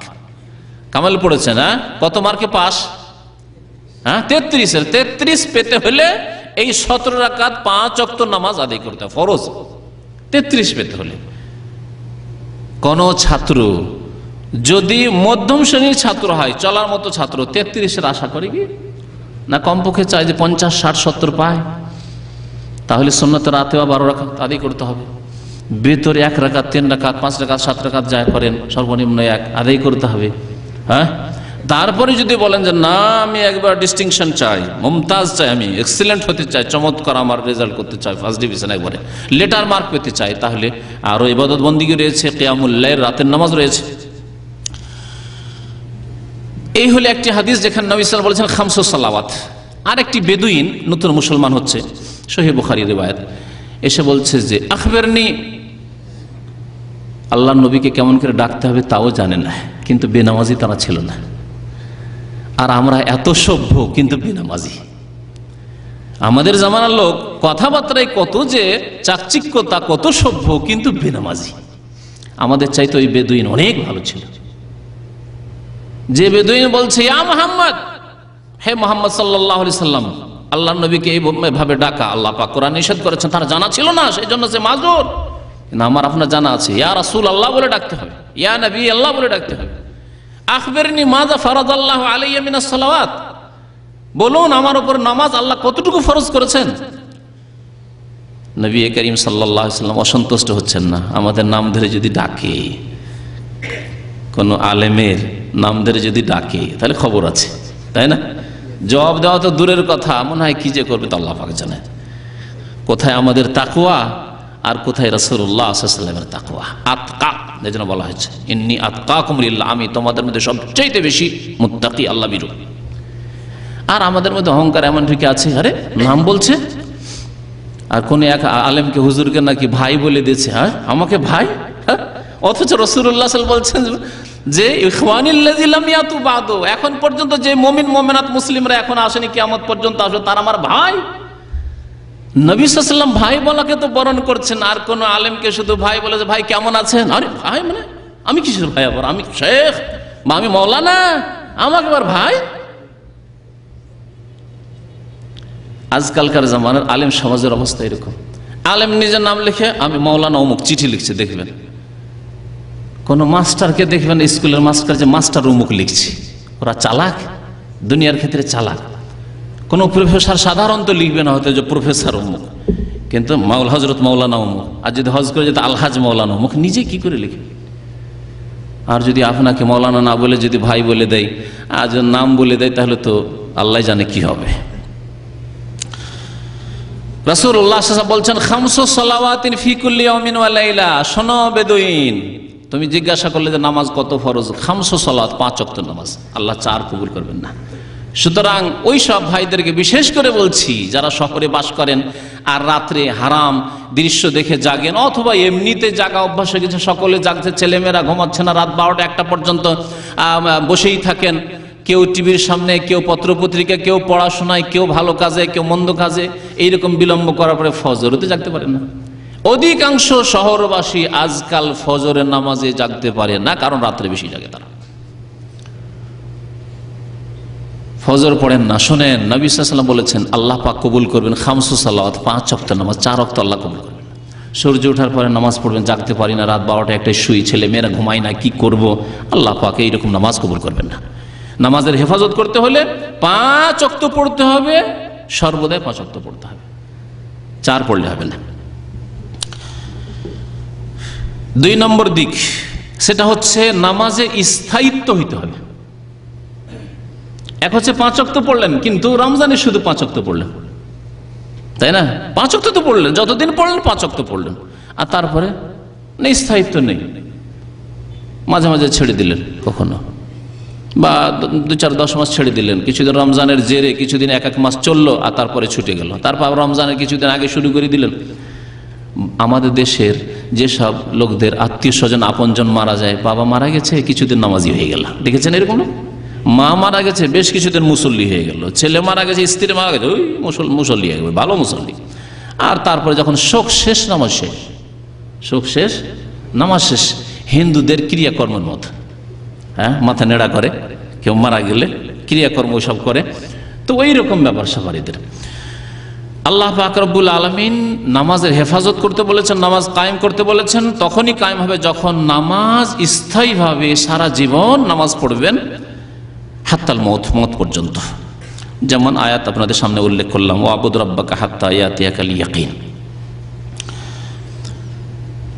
আরেকটি দিক, তা হচ্ছে নামাজ আদায় করতে হবে পুরুষদেরকে মসজিদে বা জামাত, পুরুষদেরকে নামাজ আদায় করতে হবে জামাত সহকারে এবং মসজিদে। তা জামাত বাড়িতে করলে হবে না, জামাতই করছেন হয়তো, কিন্তু বাড়িতে এইরকম করলে হবে না। ছেলে মেয়ে নিয়ে ভাবছেন মসজিদ যাবো, থাক বাড়িতে নামাজ পড়ি, এইরকম অভ্যাস করলে হবে না। তাহলে জামাত করতে হবে। হ্যাঁ, স্বামী স্ত্রী জামাত, আজকালকার অনেকে নতুন নতুন বিয়ে করা লোকেরা এরকম মাসলা খুব জিজ্ঞাসা করে, আমার স্ত্রীকে নিয়ে নামাজ পড়ো, আমি কেমন করে নামাজ পড়বো? আমি জিজ্ঞাসা করি, আপনি আপনার স্ত্রীকে, আপনার স্ত্রীর না হয় জামাত নিয়ে ঘরে পড়বে, আপনি কোথায়, আপনি কি মহিলা নাকি ঘরে নামাজ পড়বেন যে জামাত করে স্ত্রীকে নিয়ে? আর এত সৎ মানুষ তো মনে হয় না যে তাহাজ্জুদ পড়বেন জামাত করে, তবে যদি ঠিক আছে তাহাজ্জুদ পড়েন তো জামাত করেন, অসুবিধা নেই। কিন্তু ফরজ নামাজ আপনাকে মসজিদে গিয়ে পড়তে হবে, যদি শরীয়তের কোনো ওজর না থাকে। শরীয়তের ওজর এমন ব্যাধি যে মসজিদে গেলে আপনার জন্য বড় কষ্ট হয়ে যাচ্ছে, অথবা এমন ভয় যাতে আপনার প্রাণনাশের ভয় আছে, শত্রুর আক্রমণের ভয় আছে মসজিদে গেলে, ইত্যাদি ইত্যাদি। আর শরীয়তের ওজর এই নয় যে এখন আধা ঘন্টা লেগে যাবে, তাড়াতাড়ি নামাজটা পড়ে শুয়ে যায়। অনেক নামাজিদের অবস্থা এরকম শুনেছি যে নামাজ পড়তে কেন যায় না, কারণ আজানের পর এখন ফজরে 25 মিনিট আধা ঘন্টা, সৌদি আরবে আধা ঘন্টা ইন্তজার করবো, আজানের সাথে সাথে নামাজটা পড়ে শুয়ে যায়। বা নামাজটা পড়লাম সূর্য ওঠার আগে পড়লাম, কিন্তু জামাত শেষ হওয়ার পরে উঠলাম, আধা ঘন্টা 1 ঘন্টা পরে উঠলাম, ওঠার পরে নামাজ পড়ে না, নামাজের তাহলে আপনি হেফাজত করলেন না। নামাজ বা জামাত করতে হবে এবং মসজিদে গিয়ে আদায় করতে হবে পুরুষদেরকে। আল্লাহ পাক রব্বুল সূরা বাকারা আয়াত নম্বর 43 ইরশাদ করেছেন, ওয়া আকিমুস সালাতা ওয়া আতুজ যাকাতা ওয়ারকাউ মা'আর রাকিন। নামাজ কায়েম করো, আল্লাহ বলছেন ওয়া আকিমুস সালাহ, সালাত কায়েম করো, ওয়াতুজ যাকাত, যাকাত প্রদান করো, ওয়ারকাউ মা'আর রাকিঈন, তাফসীরকারগণ বলছেন সাল্লু মা'আল মুসাল্লিন, রুকুকারীদের সাথে রুকু করো, মানে নামাজীদের সাথে হয়ে নামাজ পড়ো। হে পুরুষ, তোমরা নামাজীদের সাথে মসজিদে হাজির হও আর মসজিদে হাজির হয়ে নামাজ পড়ো। মসজিদে যদি নামাজ না পড়া হয় তাহলে নামাজ কায়েম হবে না। কেমন?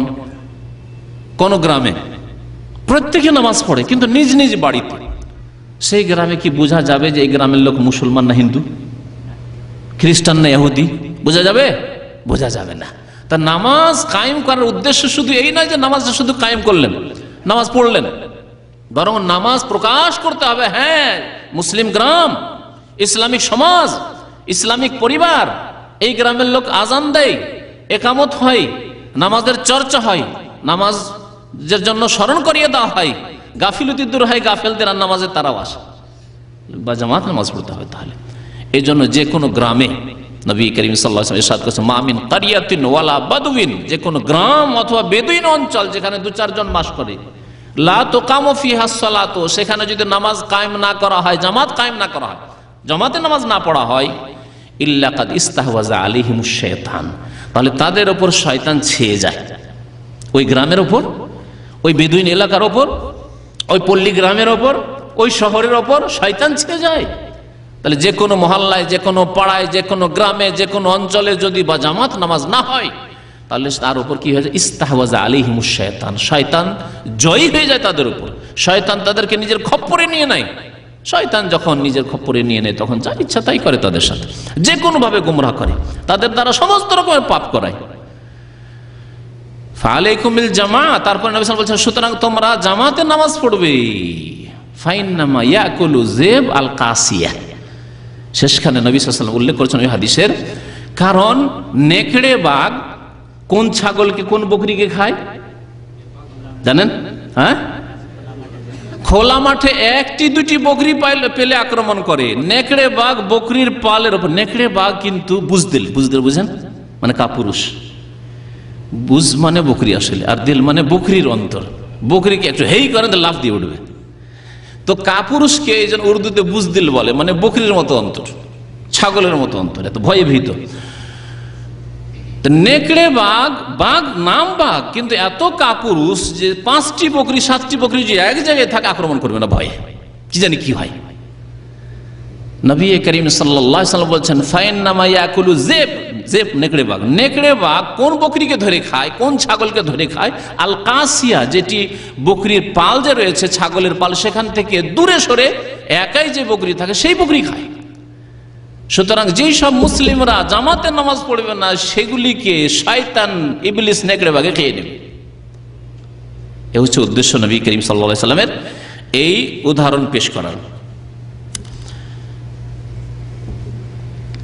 নামাজের হেফাজতের আরেকটি দিক হচ্ছে যে নামাজ সময় মতো আদায় করতে হবে, ওয়াক্ত মোতাবেক, যদি আনুষঙ্গিক আলোচনা এসেছে। নামাজ সময় মতো আদায় করতে হবে। হ্যাঁ, 4 নম্বর এটি, ওয়াক্তে আদায় করতে হবে, ওয়াক্তের আগেও নয় পরে নয়। মক্কাতুল মুকাররমায় নামাজ ফরজ হলো, তাই না? নবী করিম সাল্লাল্লাহু আলাইহি ওয়াসাল্লাম মেরাজ থেকে ফিরে আসলেন, নামাজ ফরজ। মুয়াত্তা মালিকে এই হাদিস রয়েছে, মুয়াত্তা মালিকে এই হাদিস রয়েছে।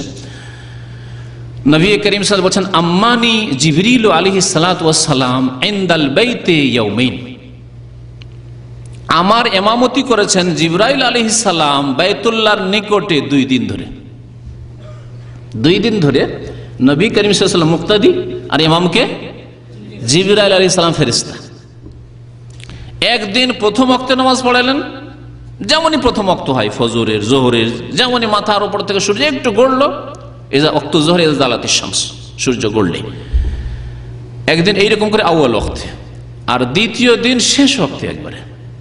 এইভাবে 2 দিন নামাজ পড়ালেন। পড়িয়ে দেওয়ার পরে বললেন, ইয়া মুহাম্মদ সাল্লাল্লাহু আলাইহি ওয়াসাল্লাম, আল ওয়াক্তু মা বাইনা হাযাইন, এই যে 2 দিন যে নামাজ পড়ালাম, একদিন প্রথম ওয়াক্তে আউয়াল ওয়াক্তে আর একদিন আখিরি ওয়াক্তে, শেষ ওয়াক্তে, এর মাঝখানে হচ্ছে নামাজের ওয়াক্ত, এর মাঝেই নামাজ পড়তে হবে। উত্তম হচ্ছে আউয়াল ওয়াক্তে নামাজ পড়া, কিন্তু কেউ যদি মধ্যম ওয়াক্তে পড়ে, শেষ ওয়াক্তেও কখনো পড়ে, তো নামাজ কবুল হবে। কিন্তু শেষ ওয়াক্তের পরে কেউ যদি পড়ে, নামাজ কবুল হবে না। তার নামাজ ওয়াক্ত মোতাবেক পড়তে হবে, এই কথা আল্লাহ পাক কোরআনে কারীমে উল্লেখ করেছেন। স্বয়ং সূরা নিসার আয়াত নম্বর 103 মহান আল্লাহ ইরশাদ করেছেন, ফাকিমুস সালাতা ফাইজাত মানানতুম ফাকিমুস সালাহ। যুদ্ধের অবস্থা উল্লেখ করতে গিয়ে, জিহাদের অবস্থা উল্লেখ করতে গিয়ে আল্লাহ বলছেন, যখন তোমরা শান্ত হয়ে থাকবে, মানে এখন যুদ্ধের অবস্থানে, যুদ্ধের অবস্থা থাকলে তখন নামাজের যুদ্ধের বিশেষ তরিকা যেখানে বয়ান করা হয়েছে। তারপরে আল্লাহ পাক বলছেন ফাকিমুস সালাতা, সুতরাং নামাজ কায়েম করবে। ইন্নাস সালাতা কানাত আলাল মুমিনিনা কিতাবাম মাওকুতা, নিশ্চয় নামাজ মুমিনদের উপর কিতাবান মানে মাফরুজান ফরজ করা হয়েছে, কুতিবা মানে ফরজ। আল্লাহ যেন রোজা সম্পর্কে কি বলছেন? কুতিবা আলাইকুমুস সিয়াম। কিসাস সম্পর্কে আল্লাহ কি বলছেন? কুতিবা আলাইকুম আল কিসাস। তো আল্লাহ পাক বলছেন ইন্না সালাতা কানাত আলাল মুমিনিন, নিশ্চয় নামাজ সালাত মুমিনদের উপর কিতাবান ফরজ করা হয়েছে, মাওকুতা ওয়াক্ত মোতাবেক। মাওকুত ওয়াক্ত থেকে ইসম মাফউলের সিগা, মাফউলুন, কিতাবান মাওকুতা মানে মাফরুজান আলা ওয়াক্তিহা, সময় মতো ফরজ করা হয়েছে। জোহরের নির্দিষ্ট সময় আছে, সেই নামাজে পড়তে, সেই সময় পড়তে হবে নামাজ। আসরের নির্দিষ্ট সময় আছে, আসরের নামাজ পড়বেন। মাগরিবের 1 ঘন্টা আধা ঘন্টা আগে, এত বিলম্ব করে না। মাগরিবের নামাজ পড়বেন এশার সময়, এশার নামাজ পড়বেন রাত 12টার পরে, 11টার পরে, 11:30টার পরে, বা রাত 2টো 3টায় না, ঘুমিয়ে গেলেন, তারপর ঘুম থেকে উঠে পড়ছেন, চলবে না। ফজর নামাজ পড়বেন সূর্য ওঠার পরে না। ইন্নাস সালাতা কানাত আলাল মুমিনিনা কিতাবাম মাওকুতা, নামাজ মুমিনদের উপর ফরজ করা হয়েছে মৌকুতা, সময় মোতাবেক, ওয়াক্তে ফরজ করা হয়েছে, সেই ওয়াক্তেই নামাজ পড়তে হবে। যে ওয়াক্তগুলি নবী করিম সাল্লাল্লাহু আলাইহি সাল্লামের জন্য জিবরিল আলাইহিস সালাম বয়ান করে দিয়েছেন এবং নবী করিম সাল্লাল্লাহু আলাইহি সাল্লাম উম্মতের জন্য বর্ণনা করে দিয়েছেন। 5 নম্বর দিক হচ্ছে নামাজের হেফাজতের বা নামাজ কায়েম করার, তা হচ্ছে খুশু খুজুর সাথে, বিনয় হয়ে, নিষ্ঠার সাথে, ইখলাসের সাথে, একগ্র চিত্তে নামাজ আদায় করা। আরবি ভাষায় খুশু এবং খুজু বলা হয়। খুশুর কথা আল্লাহ পাক কোরআনে কারীমের একাধিক আয়াতে উল্লেখ করেছেন। সূরা মুমিনুনের শুরুতে মুমিনদের বেশ কয়েকটি গুণ আল্লাহ পাক ভালো গুণ উল্লেখ করেছেন। কাদ আফলাহাল মুমিনুন আল্লাযীনা হুম ফি সালাতিহিম খাশিউন। প্রথম গুণ, কয়েকটি গুণের প্রথম গুণ, প্রথম বৈশিষ্ট্য মুমিন, ওই মুমিন যারা সফলকাম হবে এবং যারা জান্নাতের ওয়ারিস হবে। আল্লাহ পাক শেষখানে বলছেন উলাইকা হুমুল ওয়ারিসুন আল্লাযীনা ইয়ারিসুনাল ফিরদাউসা হুম ফিহা খালিদুন, যারা জান্নাতের ওয়ারিস হবে এবং তারা চিরকাল জান্নাতুল ফিরদাউসে অবস্থান করবে। জান্নাতুল ফিরদাউস যেটি হচ্ছে জান্নাতের সর্বোচ্চ স্থান। তো আল্লাহ পাক কি বলেছেন এখানে? শুধু নামাজ পড়ার কথা বলেননি, যে মুমিনরা সফলকাম হবে, যে মুমিনরা জান্নাতুল ফিরদাউস পাবে, তাদের কথাই কথা বলা হয়নি শুধু তারা নামাজ পড়ে। কি বলা হয়েছে? আল্লাযীনা ফি সালাতিহিম খাশুন, যারা নামাজে অত্যন্ত বিনয়ী, বিনয়ের সাথে নামাজ পড়ে, একগ্র চিত্তে মন লাগিয়ে নামাজ পড়ে। আমাদের অধিকাংশ মানুষের আল্লাহ পাক নামাজিদের আল্লাহ হেফাজত করে, আল্লাহ পাক মাফ করে, নামাজ পড়ি আর আমরা যারা হিসাব নিকাশ, টাকা পয়সার হিসাব থাকে, হিসাব করি, ধার খরচ কার কাছে পাবে ওগুলো মনে করি যে কার কাছে টাকা পয়সা পাওয়া যাবে, হ্যাঁ, কাকে দিতে হবে, কার কাছ থেকে নিতে হবে। আর যারা নতুন বিয়ে শাদী করেছেন তো মুখ তো ওই ব্রেন তো আছে ওইখানে, হ্যাঁ, নামাজে শরীর আছে কিন্তু ব্রেন তো আছে দেশে। এইরকম নামাজ পড়লে কাজ হবে না। নামাজ খুশু খুজুর সাথে পড়তে হবে, বিনয় হয়ে নামাজ পড়তে হবে। কেমন নামাজ পড়তে হবে এই খুশুর ব্যাখ্যা করেছেন রাসূলুল্লাহ সাল্লাল্লাহু আলাইহি ওয়াসাল্লাম। জিবরাইল আলাইহিস সালাম জিজ্ঞাসা করলেন আখবিরনি আনিল ইহসান ইয়া রাসূলুল্লাহ, হে আল্লাহ রাসূল সাল্লাল্লাহু আলাইহি সাল্লাম, ইহসান সম্পর্কে বলুন তো, ইহসান কাকে বলা হয়? এই ইহসানের অপব্যাখ্যা করে গোমরাহ পথভ্রষ্টরা পথভ্রষ্ট হয়েছে, পীরপন্থীরা বিদআত ছড়িয়েছে। আর কোরআন এবং হাদিসের ব্যাখ্যা ইহসানে স্পষ্ট। নবী করিম সাল্লাল্লাহু আলাইহি ওয়াসাল্লাম ইরশাদ করেছেন আনতা আবুদাল্লাহ। যখন জিজ্ঞাসা করলেন জিবরাইল আলাইহিস সালাম, ছাত্র হয়ে এসে বসে মসজিদ নববীতে জিজ্ঞাসা করছেন মানুষের রূপ ধরে, যে হাদিসে জিবরিল খুব প্রসিদ্ধ হাদিস, 5টি প্রশ্ন করেছিলেন জিবরিল আলাইহিস সালাম। সে বড় হাদিসের দিকে যাচ্ছেন, একটি অংশ শুধু বলছে যে কেমন করে আপনি খুশুর সাথে বিনয় হয়ে নামাজ পড়বেন। প্রথম স্তর হচ্ছে আনতা আবুদাল্লাহ কান্নাকা তারাহ, আপনি আল্লাহ পাকের এমন ভাবে ইবাদত করবেন যেন আল্লাহকে আপনি যেন দেখছেন। তাহলে আল্লাহকে দেখা যায় না, এই জন্য কান্না বলেছেন, তাসবিহ বলা হয়েছে, না হলে বলা হতো না। বিদআতপন্থীদের এই ধারণা যে এমন একটা স্তর আছে সেখানে আল্লাহ লয় হয়ে যায়, বিলীন হয়ে যায়, দেখতে পাওয়া যায়, সব গুমরাহি। তাহলে কান্নাকা, যেন আপনি আল্লাহকে দেখছেন। আপনি যদি কোনো অন্যায় কাজ করা, ভুল কাজ করা অভ্যাস থাকে, বাবা মায়ের সামনে করতে পারবেন? হ্যাঁ, সামান্য যদি ভদ্র ছেলে হন, তাহলে বিড়ি সিগারেটের বদ অভ্যাস যদি থাকে, মা বাবার সামনে পারবেন? শ্বশুরের সামনে পারবেন? শাশুড়ির সামনে ধরিয়ে দিলেন বিড়ি, অভদ্রগুলো পারবেন, মনে কষ্ট নেবেন না, কিন্তু আসলে অভদ্র। হারাম খাওয়া একে, আর 2 নম্বর হচ্ছে বড়দের বেয়াদবি করা, এহতেরাম না করা, তো পারবেন না, তাই না? তাহলে আপনার বাবা মা শ্বশুর শাশুড়ি সবার রব, যিনি রব্বিন নাস, মালিকিন নাস, ইলাহিন নাস, হ্যাঁ, যে আল্লাহ পাক রব্বুল আলামিন, তার সামনে যদি এই চেতনা রাখেন, এই অনুভূতি যে আমি আল্লাহর সামনে যেন আল্লাহকে কি করছি, কান্নাকা দেখছি যেন, তাহলে কেমন অবস্থা আপনার হবে? আপনার দ্বারা গুনাহ হইতে পারে। শুধু নামাজের অবস্থা না, সারা জীবনটা এরকম। মুমিন বান্দার সারা জীবনটা ইবাদতি জিন্দেগি। সবসময় যদি আপনি এই চেতনা মনের মধ্যে বসিয়ে রাখেন যে আমি আল্লাহকে যেন দেখছি, তাহলে কখনো আপনার দ্বারা বেয়াদবি হরকত হবে না, গুনহার হরকত হবে না, গুনহার জন্য কদম উঠবে না। আল্লাহকে সামনে পেয়ে ধরে নেন আপনি আল্লাহকে সামনে পেয়েছেন, কেমন আপনার নামাজ হইতো, কত সুন্দর। আপনি যদি আপনার নেতাকে সামনে পেয়ে যান, নেতার সামনে বসে আছেন, কথা বলতে হবে, যদি কথা বলতে ভালো না জানে, কি যে বলবো, কি বলতে কি বলি, ভুল না হয়ে যায়, কত যে ভয় করছেন আপনি। আর কেমন লেবাস পোশাক পরে যেতে হবে, কেমন হয়ে যেতে হবে, কত সুন্দর সেজে যেতে হবে, কত সুগন্ধির সাথে যেতে হবে, যাতে গন্ধ না পায় আমার বস, আমার কফিল, অথবা আমার মিনিস্টার, অথবা আমার এমপি ইত্যাদি। এগুলি আপনার খেয়াল আছে, কিন্তু এ সমস্ত লোকের মালিক, আপনার কফিলের মালিক, বসের মালিক, আপনার মিনিস্টারের মালিক, আপনার নেতার মালিক, সমস্তের মালিক আল্লাহ পাক রব্বুল আলামিন, তার সামনে হাজির হচ্ছেন, আর ময়লা কাপড়, নোংরা কাপড়, শরীরে বগলে গন্ধ, আর বগলের চুল কাটার তো ফুরসত নেই। এই অবস্থায় যদি আপনি হাজির হন, এটিকে আপনার খুশি হইল। তারপরে যে আল্লাহ পাকের কিতাব তেলাওয়াত করছে, সূরা ফাতিহা তেলাওয়াত করছেন, অর্থই বুঝেন না, সানা পাঠ করলেন, অর্থই বুঝেন না, আরো সূরা পড়ছেন, অর্থই বুঝেন না, সুবহান রাব্বিয়াল আযীম কি বললাম অর্থই বুঝি না, সুবহান রাব্বিয়াল আলা অর্থই বুঝি না, আত্তাহিয়াতু লিল্লাহি ওয়াস সালাওয়াতু ওয়াত লিল্লাহি বলছি, কিন্তু কি বলছি লিল্লাহ কিছুই বুঝলাম না, আসসালামু আলাইকা আইয়ুহান নবী কিছুই বুঝলাম না, কিছুই আল্লাহুম্মা সাল্লি আলা মুহাম্মদ পড়লাম, কিছুই বুঝলাম না। এ কি আর খুশু?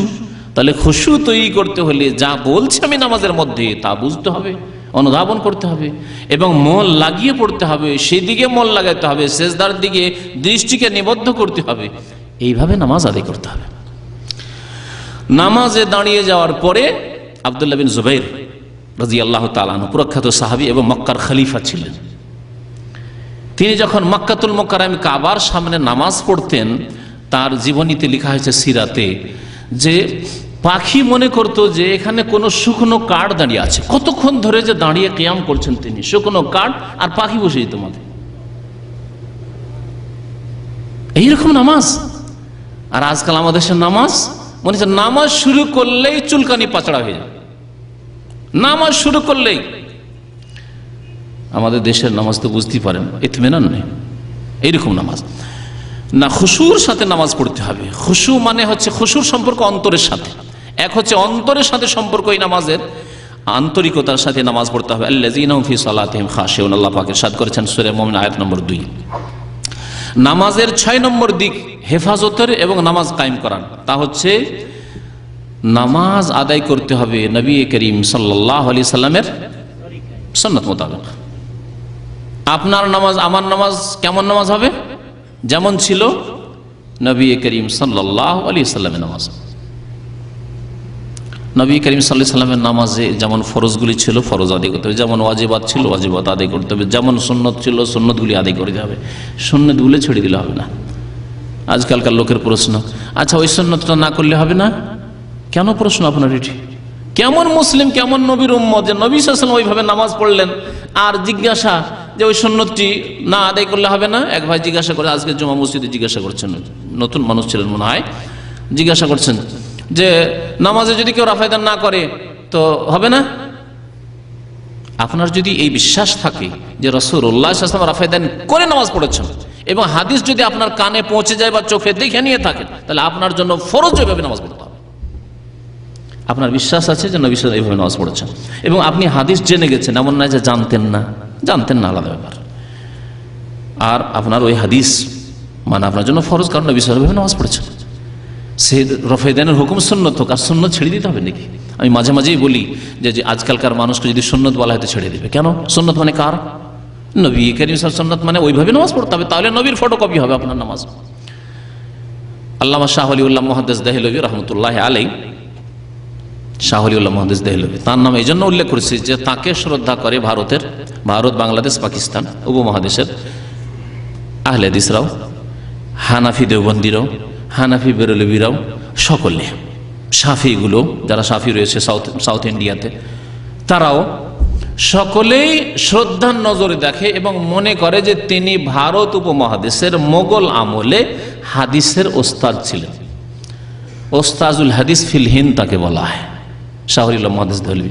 প্রথম তিনি মদিনায় এসে আবু তাহের মাদানির কাছ থেকে বুখারী পড়ে গেলেন। ভারতে তখন বুখারী পড়ার কোনো ব্যবস্থা ছিল না, ভারতে ছিল না, ঢাকায় ছিল না, কোনো জায়গায় ছিল না। দিল্লি যে মোগলদের মসনদ ছিল রাজধানী, সেখানে বুখারী পড়ার ব্যবস্থা ছিল না, খুব বেশি তালিম ছিল মিশকাত পর্যন্ত, আর শুধু ফিকহ পড়া। প্রথম আসলেন মদিনায়, হজে আসলেন, আসার পরে মক্কা মদিনায় এসে মদিনায় বেশ কয়েক বছর থেকে গেলেন, হাদিস পড়লেন তিনি। বুখারী পড়ার পরে বগলে করে বুখারী নিয়ে গেলেন, প্রথম বুখারী দার্স শুরু করলেন গিয়ে দিল্লিতে তিনি, শাহ ওলিউল্লাহ মুহাদ্দিস দেহলভী। তার পিতা শাহ আব্দুর রহিম দেহলভী, তিনি বাদশাহ আওরঙ্গজেব যে আলমগীর, দীর্ঘদিন তিনি বাদশাহী করেছেন ভারতের, এবং খুব ন্যায় পরায়ণ বাদশাহ ছিলেন। তার যে ওলামা পরিষদ ছিল, ওলামা কাউন্সিল মজলিস ছিল, তার একজন গুরুত্বপূর্ণ সদস্য যারা ফাতাওয়া আলমগীরি লিখেছেন, ফাতাওয়া আলমগীরি যারা সংকলন করেছেন, তাদের একজন ছিলেন এই শাহ ওলিউল্লাহ মুহাদ্দিস দেহলভীর বাবা শাহ আব্দুর রহিম দেহলভী। শাহ ওলিউল্লাহ মুহাদ্দিস দেহলভীকে জিজ্ঞাসা করা হয় রফুল ইয়াদাইন সম্পর্কে। আমি যদি বলি রফুল ইয়াদাইন, তো একজন বলবে মনসুখ হয়ে গেছে, আর একজন বলবে না আমাদের মযহাবে নেই। শাহ ওলিউল্লাহ মুহাদ্দিস দেহলভী কি ছিলেন?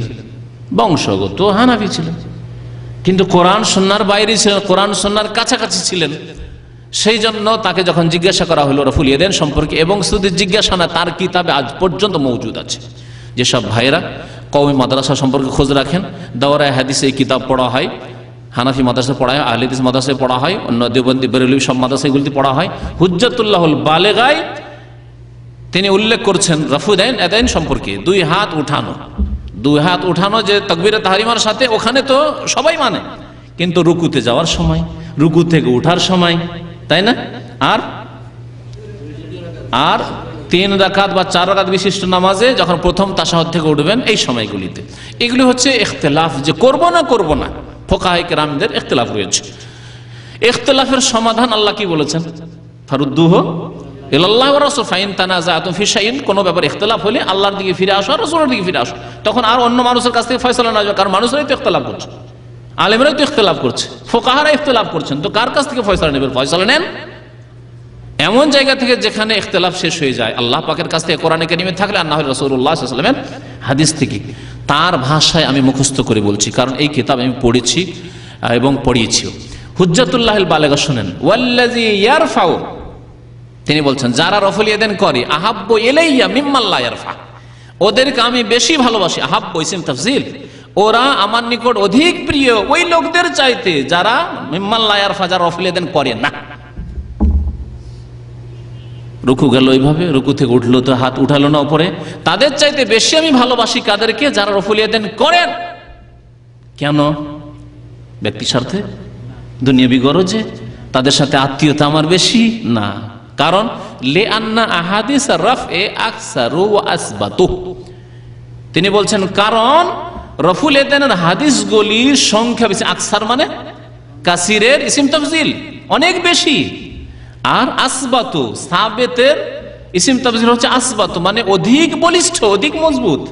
তাহলে হাত উঠিয়ে নামাজ পড়ার হাদিসগুলি, রফুল ইয়াদাইন করার হাদিসগুলি বেশি সংখ্যায় এবং বেশি মজবুত। এই জন্য যারা রফুল ইয়াদাইন করে তাদেরকে আমি বেশি ভালোবাসি, যদি এটি সুন্নাত।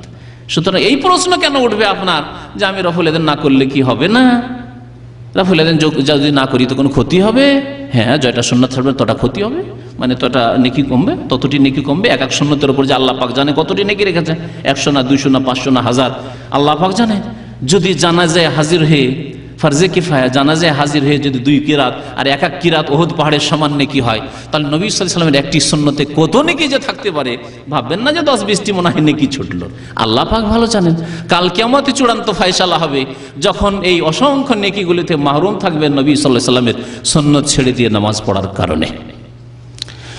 বলছিলাম যে নামাজ পড়তে হবে নবী সাল্লাল্লাহু আলাইহি ওয়াসাল্লামের সুন্নত মোতাবেক। তার সাথে আরো মুসিবত বেড়ে যাবে যদি সুন্নত মোতাবেক নামাজ পড়লেন না, মানে বেশ কিছু সুন্নত ছাড়লেন আর তার সাথে সাথে বিদাত বাড়ালেন, তাহলে কি বিপদ হবে? মহাবিপদ। বিদাতি নামাজের সংক্ষেপে দৃশ্য।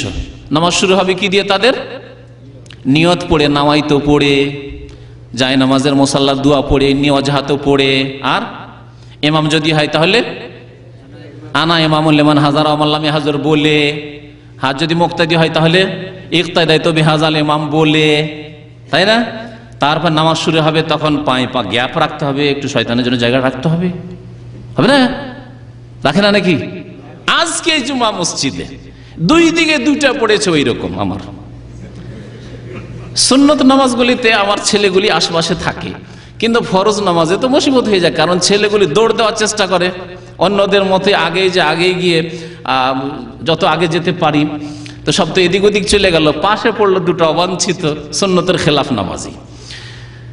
এইদিকে একটা আছে ডান দিকে, ও দেখি শুধু পা ঘুসুর ঘুসুর টেনে নিচ্ছে, ওর সাথে ছাটা টেনে নিচ্ছে। আরে বাবা, কি মুসিবত হলো! এই কাজ তো আর নামাজ শুরু হয়ে গেলে তো করা যাবে না, কারণ অনেকে আবার এইরকম করে, নামাজ শুরু হওয়ার পরে ওকে চাপতে থাকেন, না ওইটাও করা ঠিক না, ও যাচ্ছে সুন্নতের খেলাফ করে, গুনাহগার হবে।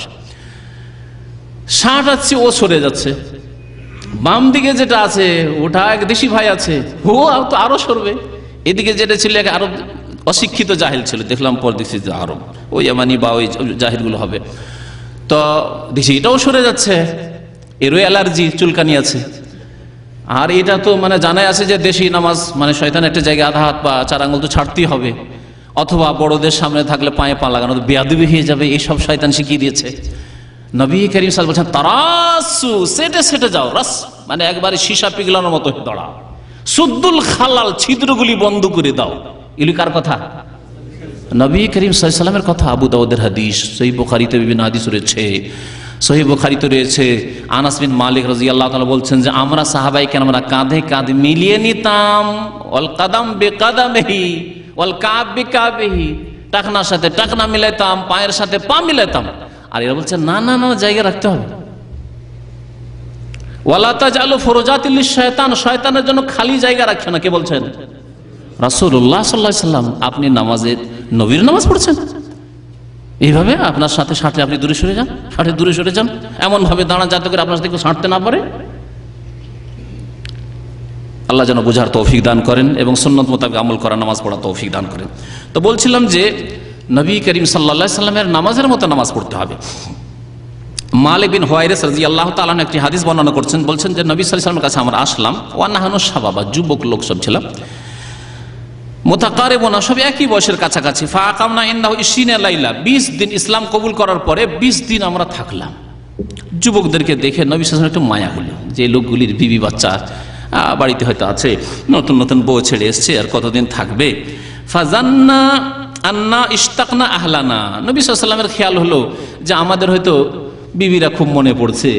20টা দিনেই যদি নবী সাল্লাল্লাহু আলাইহি ওয়াসাল্লাম এত খেয়াল রাখেন উম্মতের যে কত বিবি মনে পড়ছে, তো যারা 1 বছর 2 বছরের জন্য আছেন, হ্যাঁ, আল্লাহ পাক যেন আমাদেরকে যেন ধৈর্য ধরা তৌফিক দান করেন এবং আল্লাহ পাক যেন গুনাহ থেকে বাঁচিয়ে রাখেন।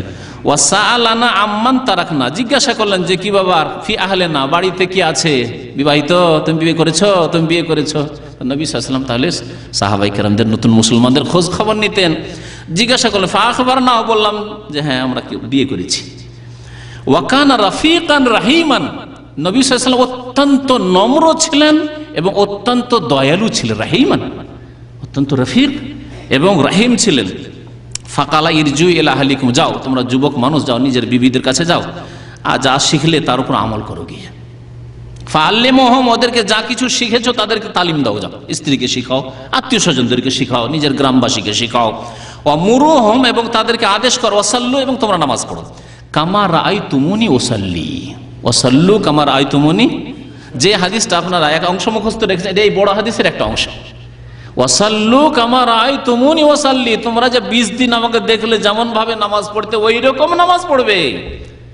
নামাজকে 4 ভাগে বিভক্ত করবে না, যে এটা হচ্ছে মালিকি নামাজ, হাত ছেড়ে নামাজ, এটা হচ্ছে হানাফি নামাজ, এটা হচ্ছে শাফি নামাজ, বুঝতে পেরেছেন? এইভাবে ভাগ করবে না। সাল্লু কামা রাআইতুমুনি ওয়াসাল্লি, যেমন নামাজ পড়তে দেখেছো ওই রকম নামাজ পড়ো। 20টা দিন দেখলে যথেষ্ট, দেখে নিয়েছো, যথেষ্ট শিখে নিয়েছো, ওইভাবেই নামাজ পড়বে। ওয়াইজা হাজারাতিস সালাত, নামাজের যখন সময় উপস্থিত হবে, ফালিউআযযিন লাকুম আহাদুকুম, তোমাদের একজন আজান দেবে। আজান দেওয়ার ক্ষেত্রে যোগ্য ব্যক্তি হওয়া জরুরি নয়, একজন আজান দিলে হয়। আহাদুকুম বলেছেন নবী সাল্লাল্লাহু আলাইহি ওয়াসাল্লাম। ওয়া সুম্মা লিউআম্মাকুম আকবারুকুম, অতঃপর তোমাদের যেন ইমামতি করে তোমাদের যে বড়। বড়কে কেন ইমামতি করতে বললেন? বড় ইমামতি করবে নাকি? কে বলবে এর উত্তর? নবী করিম সাল্লাল্লাহু আলাইহি ওয়াসাল্লাম এই হাদিসে বললেন বড়কে ইমামতি করতে। বড়, তাহলে আমার আব্দুল খালেক ভাই বড় আমার বয়সে, দাড়ি সাদা হয়ে গেছে, ওনাকে সমস্ত লোকের ইমামতি দিয়ে দেবেন নাকি? তাহলে এলেমের দিক দিয়ে বড় নবী সাল্লাল্লাহু আলাইহি ওয়াসাল্লাম কথা বলেননি, আকবরকম বলেছেন। একসাথে মুসলমান হয়েছে, 20 দিন হয়েছে, তাহলে শিখেছে সমান সমান। নবী সাল্লাল্লাহু আলাইহি ওয়াসাল্লাম ভালো করে জানছে শিক্ষার দিক দিয়ে সবটি তো সমান সমান।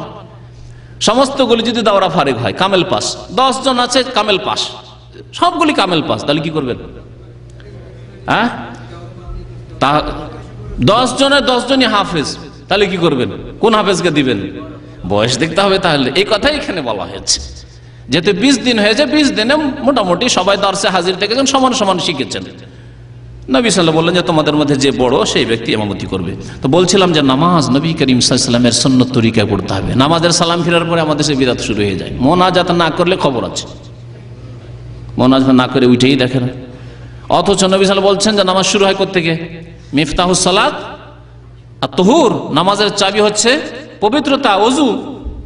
ওয়া তাহরিমুহাত তাকবীর, এবং নামাজের তাহরিম, নামাজের আরম্ভ, তাহরিম এখান থেকে দুনিয়ার কাজ কর্ম কথা হারাম, এবং নামাজ শুরু হয়ে গেল তাকবীর দিয়ে, আল্লাহু আকবার, তাকবীরে তাহরিমা দিয়ে নামাজ শুরু। আর দেশীয় নামাজে নামাইতো দিয়ে নামাজ শুরু, যায় নামাজে দিয়ে দিয়ে নামাজ শুরু, তারপর ইক্তেদায়ে বিহাযাল ইমাম বলতে হবে। কোথায় পেলেন এসব কথা? আপনার নবী আমার নবী সাল্লাল্লাহু আলাইহি ওয়াসাল্লাম তো বলছেন যে তাহরিমুহাত তাকবীর, আল্লাহু আকবার দিয়ে নামাজ শুরু হয়ে গেল। ওয়া তাহলিলুহাত তাসলিম, এবং নামাজ শেষ তাহলিল, সবকিছু হালাল হয়ে গেল আপনার জন্য। দুনিয়ার কাজ কর্ম কথা, চলে যাওয়া, উঠে যাওয়া, গাড়িতে চড়া, সফর শুরু করা, মসজিদের বাইরে চলে যাওয়া, হালাল হয়ে গেল। তাসলিম, সালাম ফিরলেই তো সালামের পরে বাধ্য হয়ে বসে থাকতে হবে, দুয়া মোনাজাত সম্মিলিত করতে হবে। ইমামের মোনাজাতে কেন শরীক হলেন না? আপনার খবর আছে, আপনার এই মসজিদে আসা চলবে না। দেশে ছুটি যান, আর গিয়ে যদি মোনাজাতে সম্মিলিত মোনাজাতে হাজির না হন, তাহলে দেখেন গ্রামের লোক কি করে। আপনার এটাই করবে, এই বিদাতি কাজই করবে, এই জুলম অত্যাচার করবে যে আপনি মসজিদে আসবেন না, আমাদের ইমাম সাহেবের সাথে মোনাজাত করেন না, আপনার দোয়া নসিব হলো না। আমাদের এক ভাই বলেছে যে কখনো আপনাকে দোয়া করতে দেখলাম না, তো বদনসিব। আর এই বদনসিব জানে না যে বিদাতি হয়ে জাহান্নামে যাবে।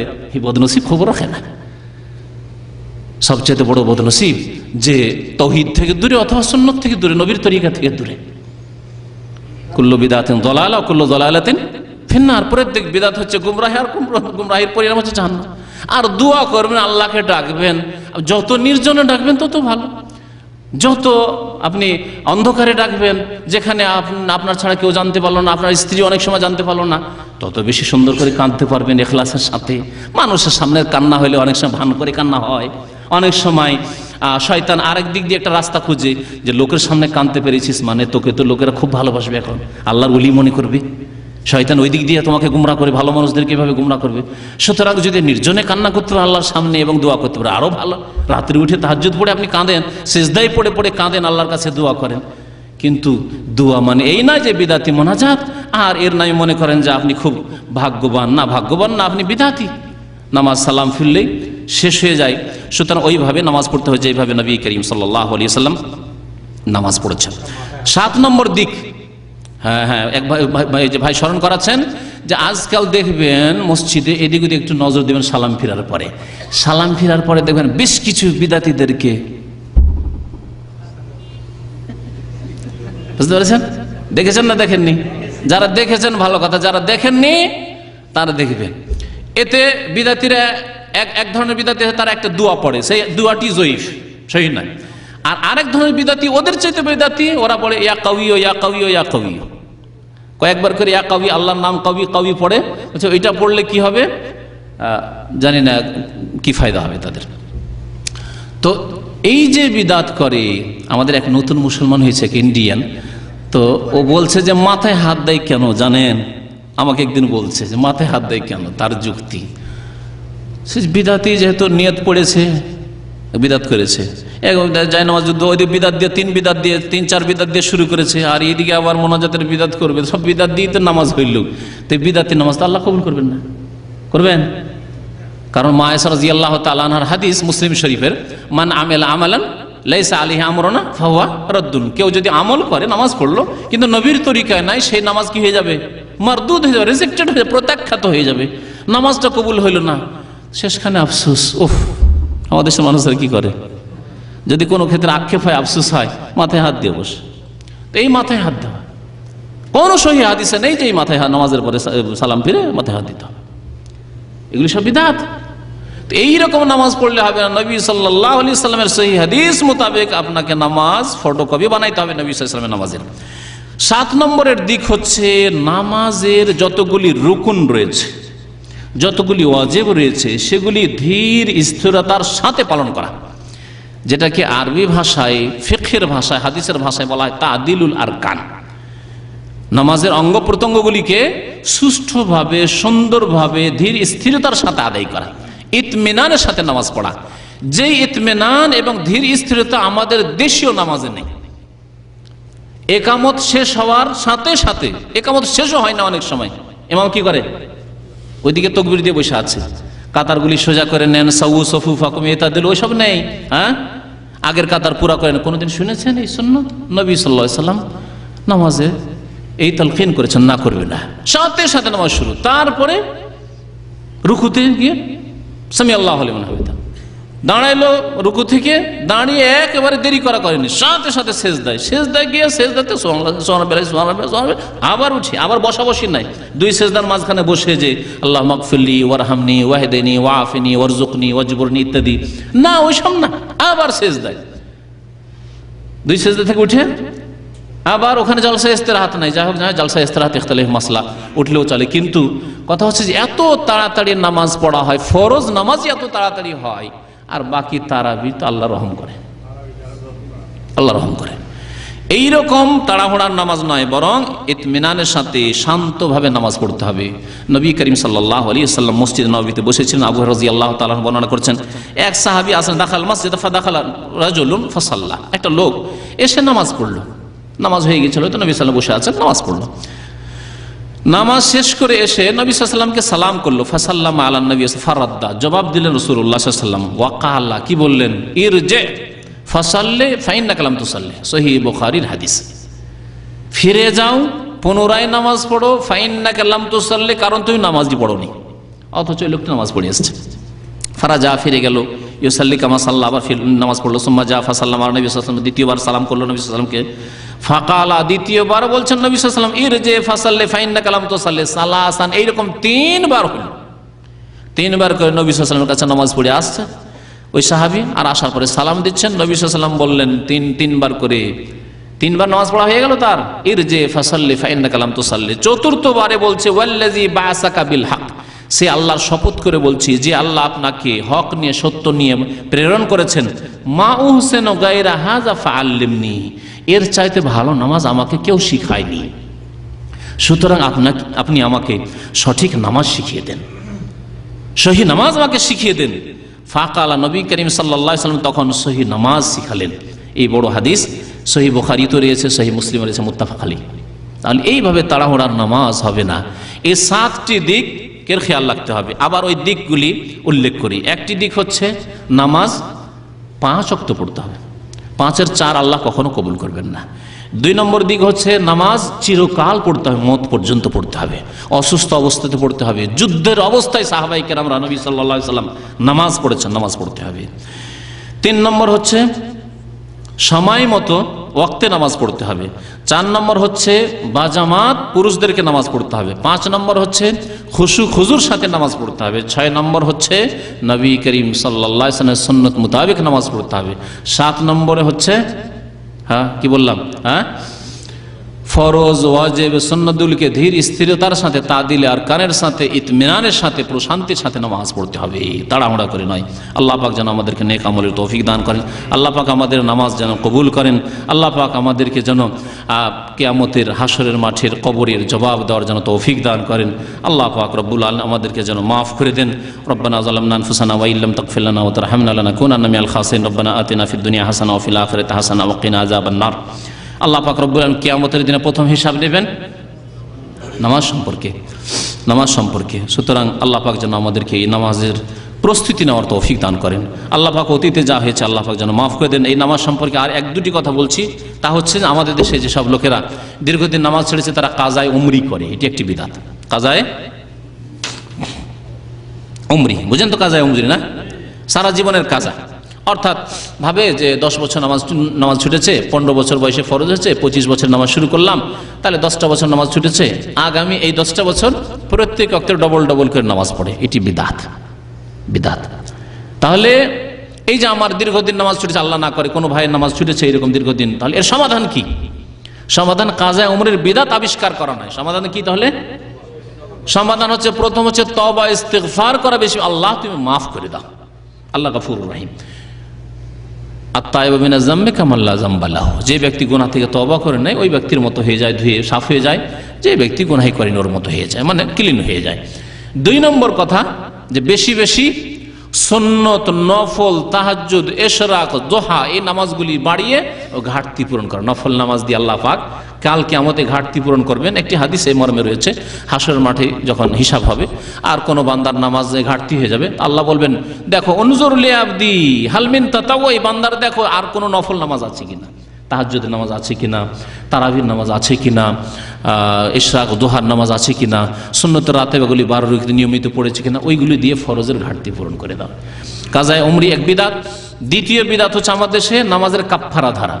অসুস্থ হলে মৃত্যু সজ্জায় পড়লে নামাজ পড়লো না, অথচ হুঁশ আছে, নামাজ পড়লো না, 2 মাস 3 মাস 6 মাস নামাজ পড়লো না, অথবা পয়সাওয়ালা মানুষ নামাজ কেন পড়বে, ফাসেক নামাজ পড়েনি, যখন মারা গেল বিদাতি মোল্লারা দেখলো যে এটা একটা ইনকাম সোর্স, এখানে কিছু কামাই করা যেতে পারে, সুতরাং বললো যে না, এতে পয়সাওয়ালা মানুষ আছে, এর কাফারা এত টাকা। আমাদের এক ভাই শোনাচ্ছিলেন যে ধনী হলে কাফারা বেশি হয়ে যায়, আবার গরিব হলে ব্যক্তি বিশেষে কাফারা কম হয়, একই নামাজের পরিমাণ কাফারার পরিমাণ কম বেশি হয়ে যায়। দেখছি এই লোকটা তো বিদেশে থাকছে, এর মা মারা গেছে, তো যত টাকা কাফারা লাগে দিয়ে সব আদায় হয়ে যাবে, সুতরাং ও বিদেশির ওপর প্রবাসীর ওপর দিল কাফারা লাগিয়ে। এই এক বিদআত। টাকা পয়সা সারা দুনিয়ার পেট্রোল, স্বর্ণ, খনিজ সম্পদ, রাজত্ব সবকিছু যদি দিয়ে দেন এক নামাজের জন্য, জোহরের নামাজের জন্য, আজকের ফজরের নামাজের জন্য, তবুও কাফারা হবে না। হাসরের মাঠে আকাঙ্ক্ষা করবে যে আল্লাহ আসমান জমিন সবকিছুর যদি মালিক হইতাম আমি, তো এগুলো দিয়ে আমি নিজেকে মুক্ত করে নিতাম, ফিদিয়া দিয়ে আমি নিজের জান আজকে ছুটিয়ে নিতাম। আল্লাহ পাক রব্বুল আলামিন সেখানে আযাব থেকে রেহাই দিবেন না। একমাত্র আযাব থেকে রেহাই পাবে ঈমান এবং নেক আমলের মাধ্যমে। আল্লাহ যেন আমাদেরকে ফরজ ওয়াজিব আদায় করার তৌফিক দান করেন, সুন্নাত মোতাবেক চলার তৌফিক দান করেন, হারাম কাজ থেকে, নাজায়েজ কাজ থেকে, অন্যায় থেকে, নিষিদ্ধ কাজ থেকে, আল্লাহ পাকের অসন্তুষ্টির কাজ থেকে আমাদেরকে বেঁচে থাকার জন্য তৌফিক দান করেন। আল্লাহ আমাদেরকে হালাল রিজিক যেন দান করেন, হালাল রিজিকে যেন আল্লাহ পাক বরকত দান করেন, হারাম থেকে আমাদেরকে যেন বাঁচিয়ে রাখেন। আল্লাহুম্মা কফিনা বিহালালিকা আন হারামিকা ওয়া আগনিনা বিফাদলিকা আম্মান সিওয়াক। ربنا تقبل منا إنك أنت السميع العليم وتب علينا إنك أنت التواب الرحيم وصلى الله على نبينا محمد وعلى آله وصحبه أجمعين। আজান হয়ে গেল মনে হচ্ছে নাকি? আজকে তো প্রশ্নের উত্তর দেওয়ার সময় নাই, আর দুঃখের বিষয় যে আজকে খাবারের ব্যবস্থা নেই।